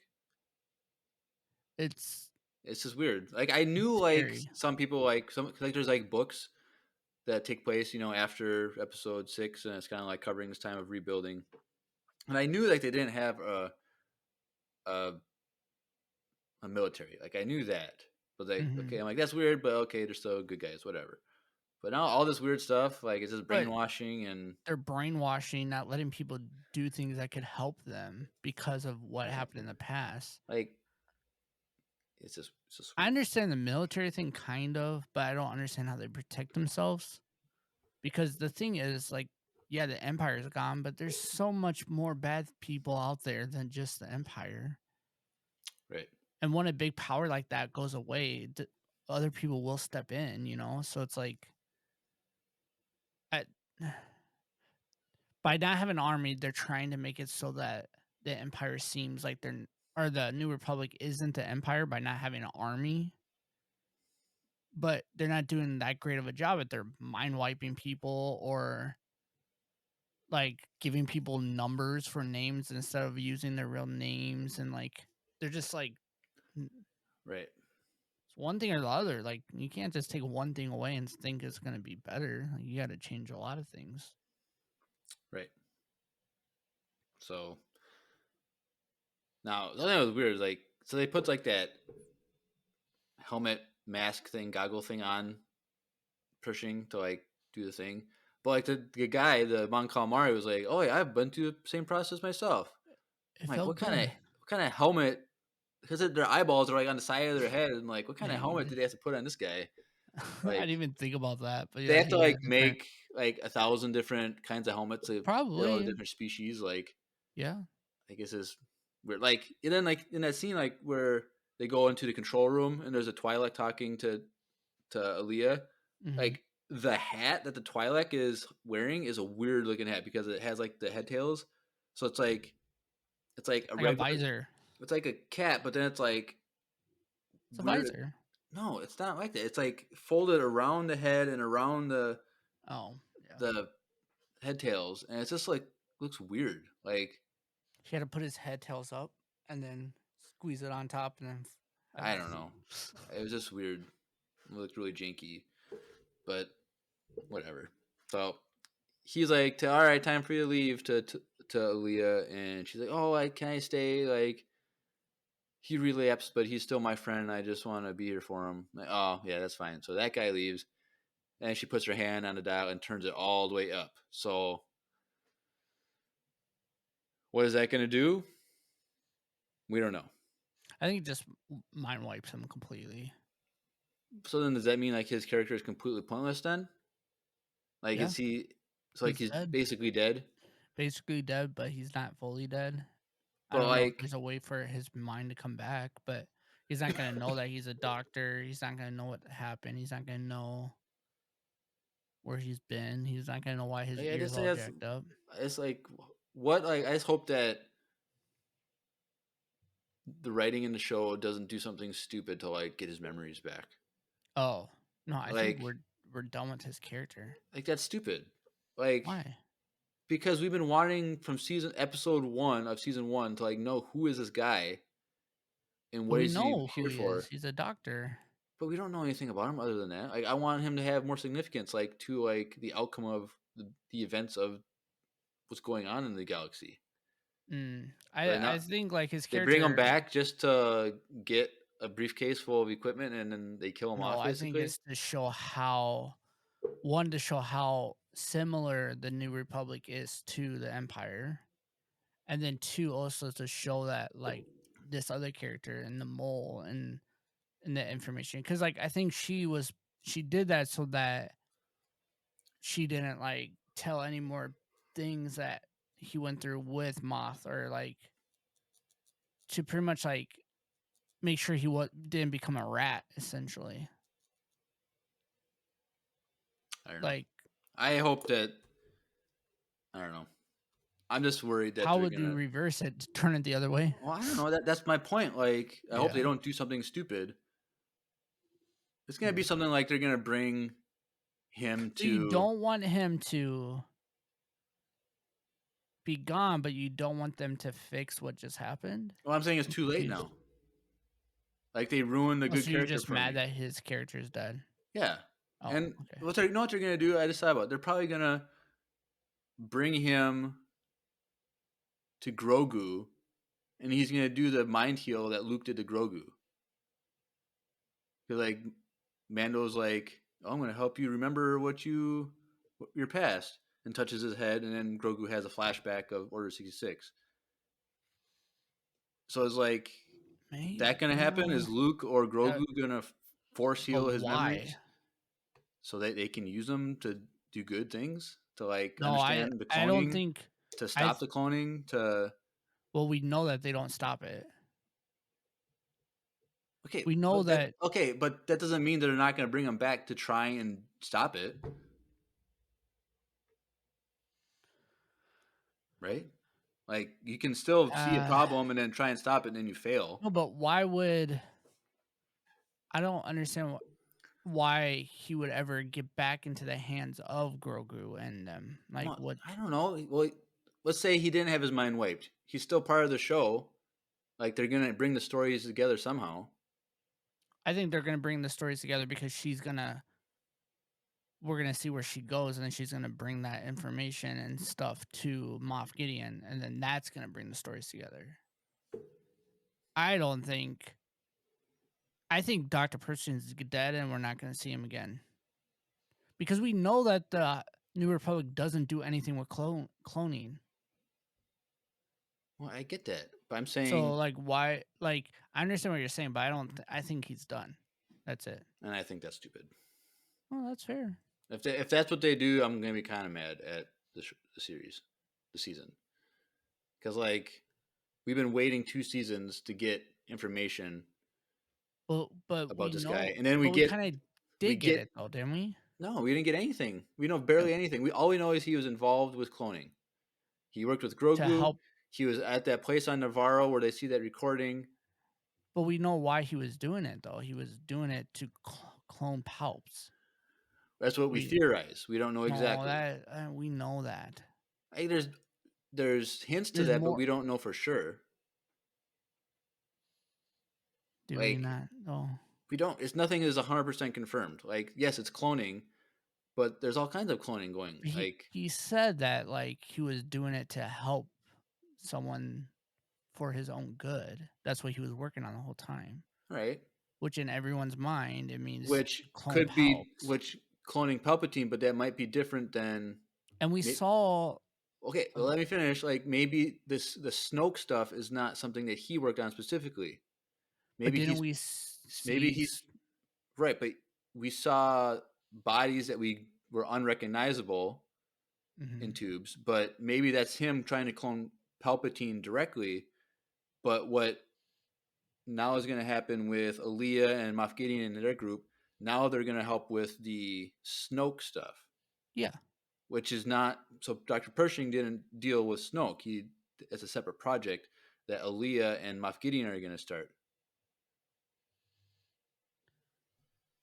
Or are they going to... Or did Snoke already be made and they're actually helping because Snoke wasn't as good as Rey's dad? Because Rey's dad's a clone of Palps. Right. And he was a normal human. Right. So, like, maybe they actually work on that, but Dr. Pershing actually worked on Snoke. I don't know. I understand why you're mad. I think his character is just done for. Unless right after the next scene, the guy's like, "What are you doing?" And he turns it the other way and then reverses what it was just done. Oh, that'd be even worse. Like the next episode is automatically fixed. Like, that's... I just hope they don't... Like I said, I hope they don't... her. That's it. Like, this whole 2 episodes were like literally... Well, like I said, I hope that they don't make some stupid way to bring his memories back. Like, but the fact is, like, we see in the trailer that we have another flashback with Grogu. So memory recover is going to be part of this series at some point. That's just how. I hope it's not... It's probably going to be Grogu touching him. Like, I don't understand. Or they're going to put Grogu in this mind flayer thing and do a reverse thing on it or something. I don't know. Like, I don't know. It's whatever. Anyway, we're done with this. Done with Coruscant. All right. So back to Mando and Bo-Katan. So they're leaving. Mando's like, we got to go some... Well, I guess previously when they jump to hyperspace at the beginning of the episode, they're like, we're going to go somewhere where they can't find us, the Empire, whatever. So they ended up on the planet, the desert planet with the water and stuff where the alligator was at the covert. He lands, and Heavy Mando comes out, Paz Vizsla, and then all the other Mandos come out and stop him, like, you can't enter your apostate, your whatever, blah blah blah. And he's like, oh, I've been to Mandalore, I've bathed in the waters. They don't believe him, blah blah blah. Bo-Katan is there, like, I was there, I saw it happen. Like, who are you? I'm Bo-Katan of Clan Kryze. He's like, oh, you're an apostate too, your family is a fallen clan, whatever. And so he's like, well, I bathed in the waters and I have proof. And he pulls out the vial of water that he has. And that kind of shocks everybody. And he's like, they lied to us to keep us from returning. It's like, it's perfectly fine to return. And so they step aside so he can go in. They walk back into the cave where the armorer is. And Bo-Katan, she's kind of like, walks in. She's kind of like, whoa, like, I'm surprised, like, this is what we have here. Like, this is like old school Mandalorian stuff in here. And he's like, I've returned. I've bathed in the living waters, and I have proof. She turns around. He has the vial, gives it to her. And we finally learn about this water that she pours into the thing whenever she forges something. It pours it in, and it always glowed blue. Like, so. It was the living waters every time. It's water from Mandalore, that living waters that. She just every time she runs away, she has like gallons and gallons of. Hey, where is she getting all this? But like, yeah. she tests it and it makes the water glow, and she's like, it's living water from Mandalore, and you have been redeemed, and welcome back, basically. And she looks to Bo-Katan and says, you have bathed in the waters as well, because she said that she pulled him out of the water. And she's like, well, you've been redeemed as well. And she's like, oh, well, I'm not a follower of the way. And she's like, have you removed your helmet since then? No. Then This is the way. This is the way. Like, because she said she recited the creed when she was a child. So she's already recited it. And now hasn't taken her helmet off since then. And so she's shocked. Like, yeah, she's been accepted back into the group. And everyone starts congratulating Mando and Bo-Katan, like patting him on the back and like, hey, hugs, like, boom, like, you're back. Everybody's celebrating this. And Bo-Katan is shocked by this. Everybody but one person. Everybody except for one person. Heavy Mando, Paz Vizsla, he's kind of standing off, and there's like, you can tell his blood is boiling. Like the living waters.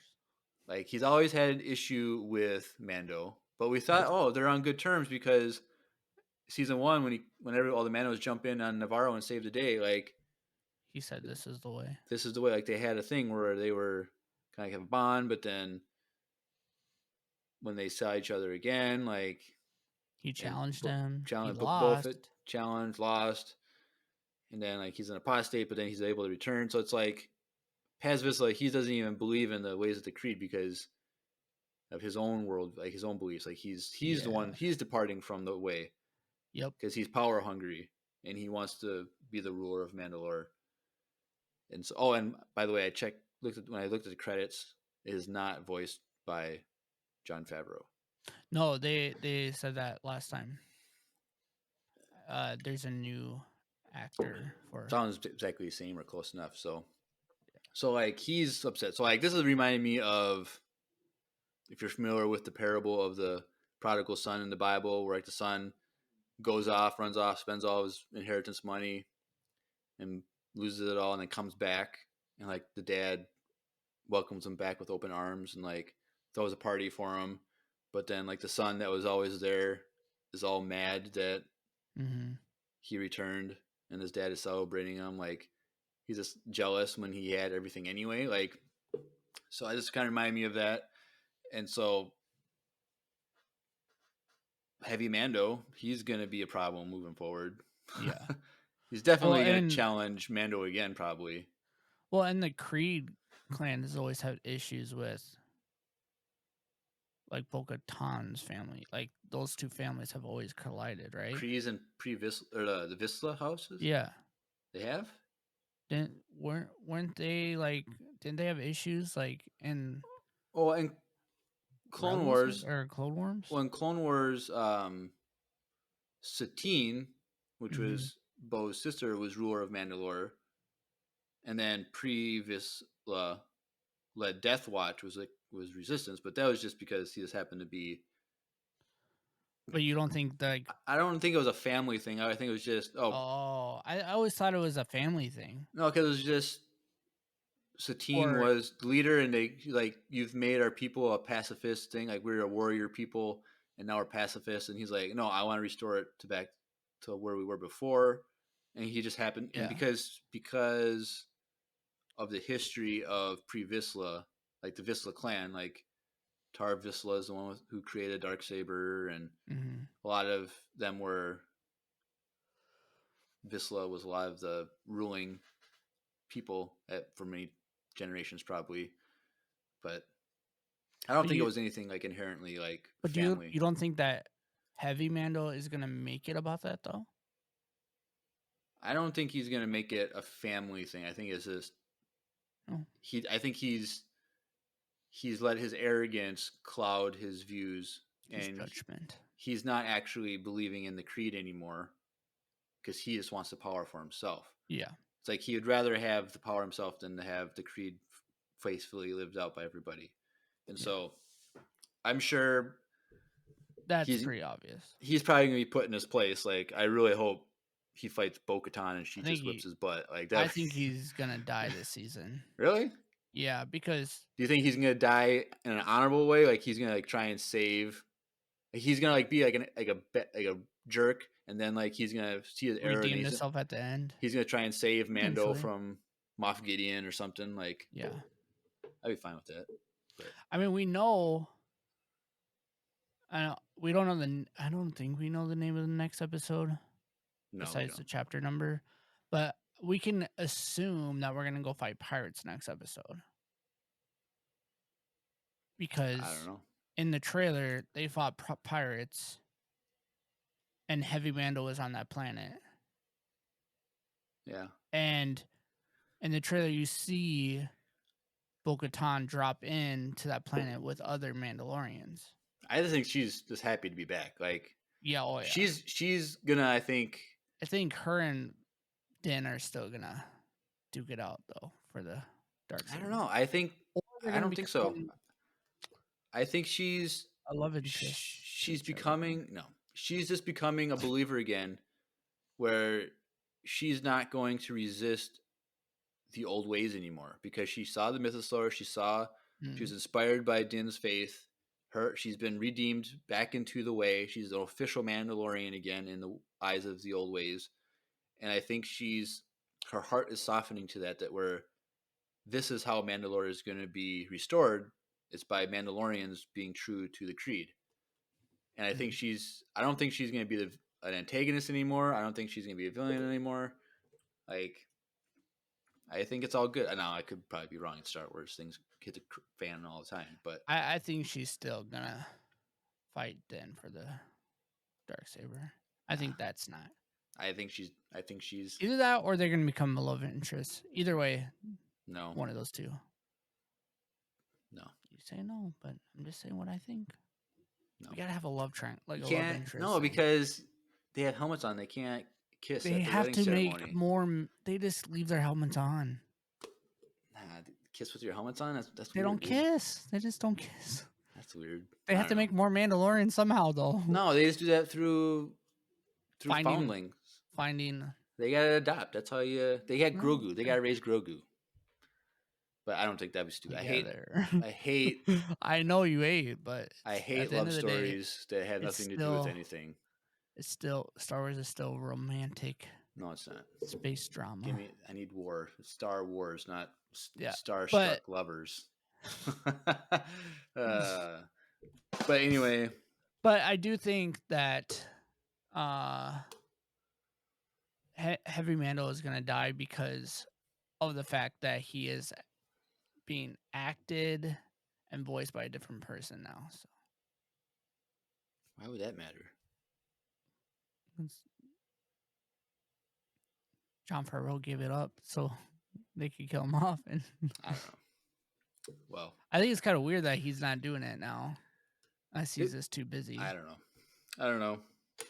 Who knows? Because they even Hasbro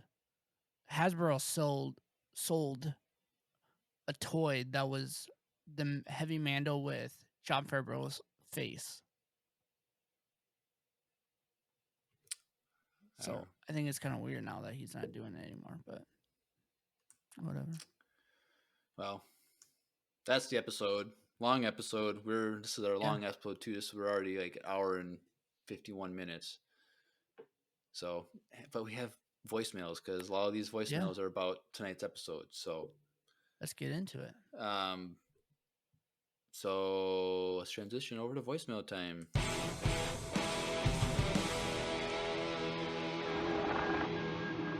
It's voicemail time. All right. Cool. Well, we have 4 voicemails plus we'll do Elias's email too that he sent us. So we'll quick do Elias's email, and it should be a quick question. What is the best vacation you have ever been on? I'm saying this because on the day after the day I sent this, I'm going to Colombia for spring break.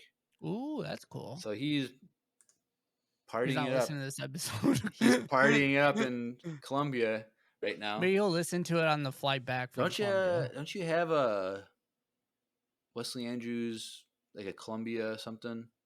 We've had Colombian coffee. We don't have any currently though. Oh. Well, have fun in Colombia, Elias. Don't have too much fun. Yeah. But question, what was the best vacation you've ever been on, Drew? Probably my honeymoon. Are honeymoons considered a vacation? Yes. Why wouldn't it be? Because it's its own thing. It's a honeymoon. It's not a vacation at the same time. Really? I've never even thought of that as a vacation. It's its own term. I don't know. Okay. Well, and where did you go for your... We went to Italy, Paris, and Ireland. Oh, weird flex, but okay. So, and how long was that trip? Almost. It was a little under 4 weeks. Holy smokes! Yeah, that's a long honeymoon. That's what I'm saying. It was a long. Yeah, like we went to Italy for like a week. Then we went to Paris for like 5 days, and then we went to Ireland for like a week, and then traveled back and stuff. It was like a little over 3 weeks. So I guess technically 4 weeks, but yeah. Well, that's fun. Well, I've never really been on like a real vacation because I don't care about vacations. So it's like growing up, it was always like the family cabin, but I don't go there anymore because you were shunned. I'm not shunned. My family would love for me to go, but I just don't. I should go with you one day. No, I just don't like.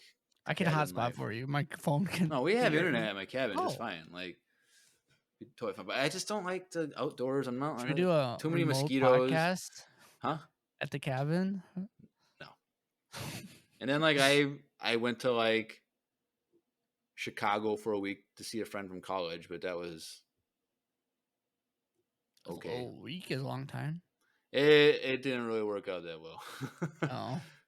Because like I had planned, okay, I'm gonna go down there for a week, blah blah blah, and we planned it, and then he's like something changed where like he had to work extra days or something, so I was like, I was just stuck at his apartment, and then like lame. Like a couple weeks before, like it was his birthday, and someone got him tickets to go to like a Comic-Con in Chicago type thing. That same weekend? The same weekend. He's like, well, I have to go because my friend got me tickets, like a ticket. Oh heck no! And so he Do I know this went. person? No, this was a friend I made. He was only there for my freshman year, Oh, and then so I was just like stuck at his apartment doing nothing. And then like at night we are would you do some still friends things. with him?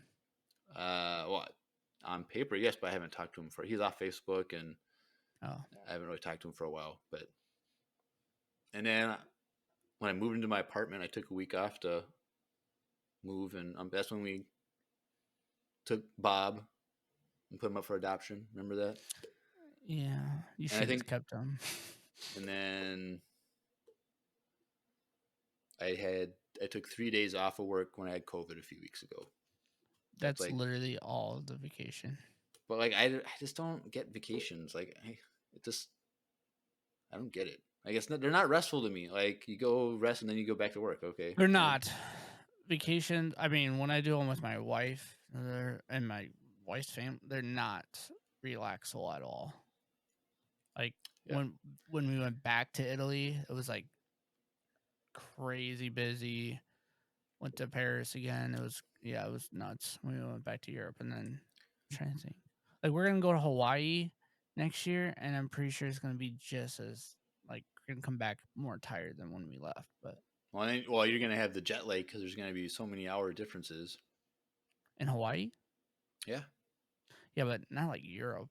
Europe I know, is, but you're still an 8 hour difference or something? is it really? So then, yeah, I guess it is like Maybe that. I don't know. California is 3 hours or 2 hours, and then it's like Hawaii, really? That's it's more way- than Italy then, because Hawaii is further out there than you realize. That's in the middle of the Pacific Ocean, yeah, but we'll figure it out if you're in Paris and we have to do a podcast.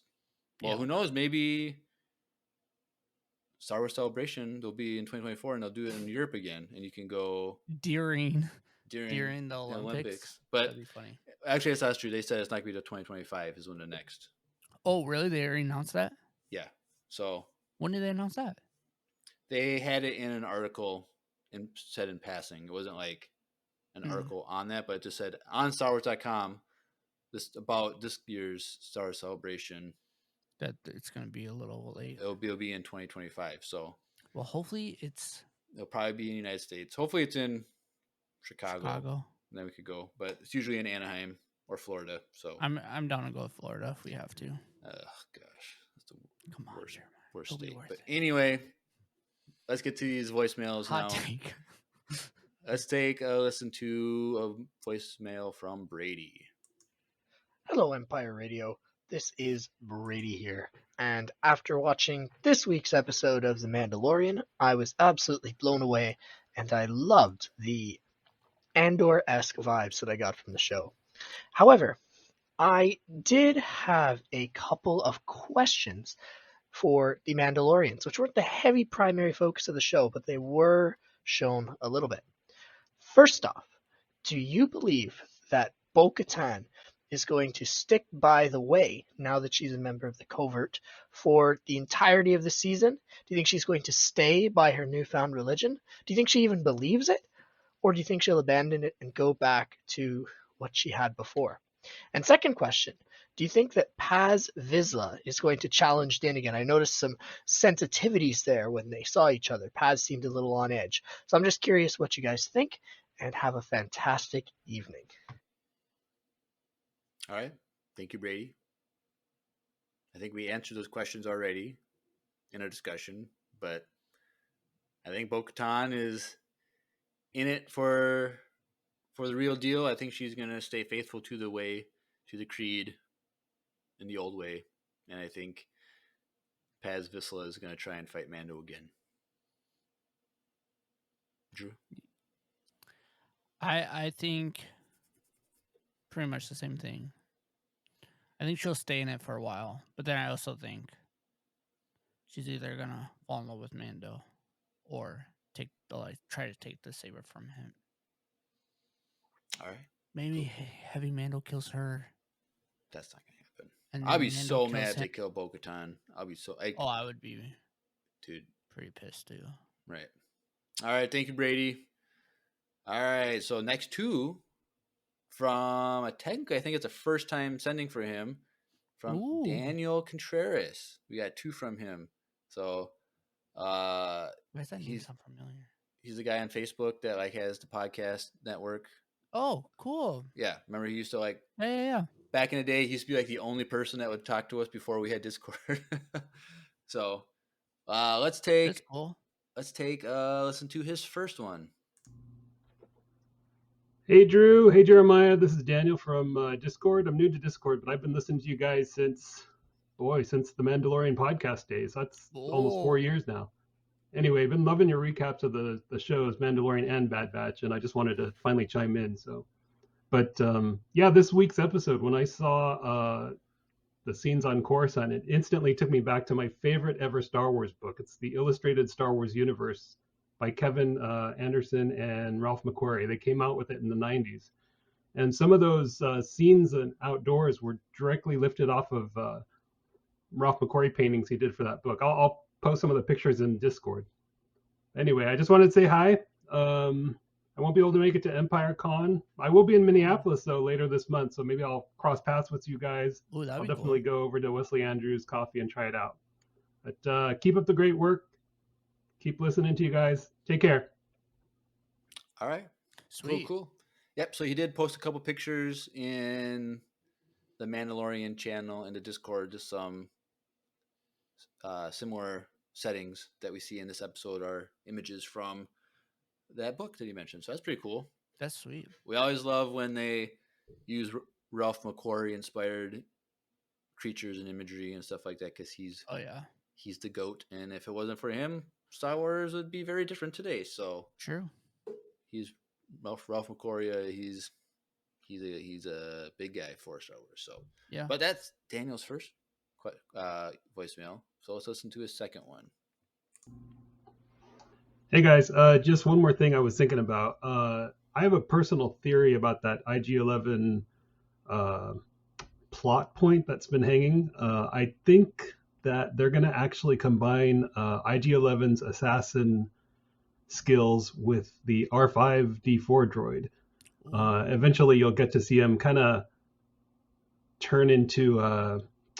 if you remember the end of season 1 finale where they had that lava droid that kind of popped out and turned into a little bit of a mech, I think that they're going to trick out R5 to be able to do that, and he'll be kind of a walking assassin droid that can also like fold up and roll around with Mando and Baby Yoda. So anyway, I don't know if that'll happen or not, but that's kind of my pet theory, and I'd love to see R5 turn into like a awesome assassin droid too. We'll see. That would be cool. I think he's on to something with that. That would be sweet. I'm down for Comes that. full circle like that. Yeah. That'd be kind of cool. It's like him describing how it could stand up, because like in the episode, like it stands up out of like the stuff. Yeah. And but then like doing it, but then pedaling. like using that just as like a feature where he can fold up and just like be like a regular astromech type thing. But then when he has to get in assassin mode, his arms and legs come out, and maybe his personality change a little bit more, like a little bit more sassy. Maybe a little more R2-y, a little more. That'd be kind of cool. That'd be sweet. I'm down for that. That'd be cool. I'm rooting for that. Now it would still look weird though, like when he's in assassin mode. What if they add just his head, like where like the what's it called came out? So like kind of like the bad motivator C-3PO in episode 2 when his head gets put on the B1 battle droid. Well, Daniel, that is a good theory. Thank you for sending that in, and sending some more voicemails. Yeah, I'd love to hear from you. Daniel, hit us up. Maybe we can meet up or something. That'd be cool. Sounds like you have a lot of old Star Wars. Like you're a little bit older than us. And what are you trying to say? What? He probably knows more about the old stuff. He probably does. Maybe instead of having Andrew, maybe we should recruit him for the EU with Daniel. Yeah, we might have to talk to Daniel a little bit. No promises. No promises. But I'm just saying. Sounds like he might know a thing or two about the EU, and we could use some help over here. So if Andrew's not gonna do it, we'll have to start recruiting people. All right. Well, we got one more voicemail from Reed from the Discord, and this is their second voicemail of all time. So let's take a listen. Hey, Empire Radio, it's Reed. My question for you is, if you had to fight one of these three beasts in the Star Wars universe as a Mandalorian, which would it be? The mythosaur, the crate dragon, or the dino turtle from last week's episode? All right. Well, I think that was from 2 episodes ago, the opening, True. the alligator turtle dino thing. That's a good question, Reed. Thank you for the question. So, as a Mandalorian now, is this just by herself as an individual or as like a group? I think it's by yourself. Dang. I'm gonna take the turtle. It's I don't smaller than both of them. That is true. Smaller. But And here's the thing. We know you can defeat a crate dragon if you have explosives and you go inside it. But like if you don't have the explosives, you're probably not going to be able to ever beat a crate dragon. And we know that you can conquer a mythosaur by yourself because people in the past have done it. An individual has ridden a mythosaur. So I feel like the turtle thing would be the most difficult because there was no way that the whole group of Mandalorians were ever going to defeat the alligator turtle thing. no, but I feel like the mythosaur, because it's been done before by an individual, you could do the mythosaur. yeah, I think the mythosaur is like you can get to the point where you could potentially ride it, right? So clearly it's been done. So, but like we know nothing about the mythosaur because based on the head that we saw, that is a giant thing. Like I know that's what makes me worried because we don't know anything it's about it. probably the size of the dino turtle, at least, or maybe bigger. And we don't even know what the body looks like. Like a lot of people when they draw the mythosaur, they kind of draw like a T-Rex. Like we don't know what it looks like. Is it more like something that crawls on all fours? Is it something that stands on 2 feet? Like I picture like a T-Rex, honestly. I don't know. But yeah, I want to say the turtle because I feel like under the alligator's belly is very soft. And like alligators have a point on the top of their head that if you hit it, they die instantly, like a soft point. So there's probably a soft point I could figure out how to find. Yeah. And I bet you, dude, that thing tastes bomb as heck, dude. Have you ever had alligator before? I don't think so. It literally tastes like Chicken. yes, honestly. No, honestly it does, but it's like more tough, like beef. So it's like the texture of like a beef, but then it has the flavor of like chicken, like a white meat. Weird. It's pretty good. Alligator.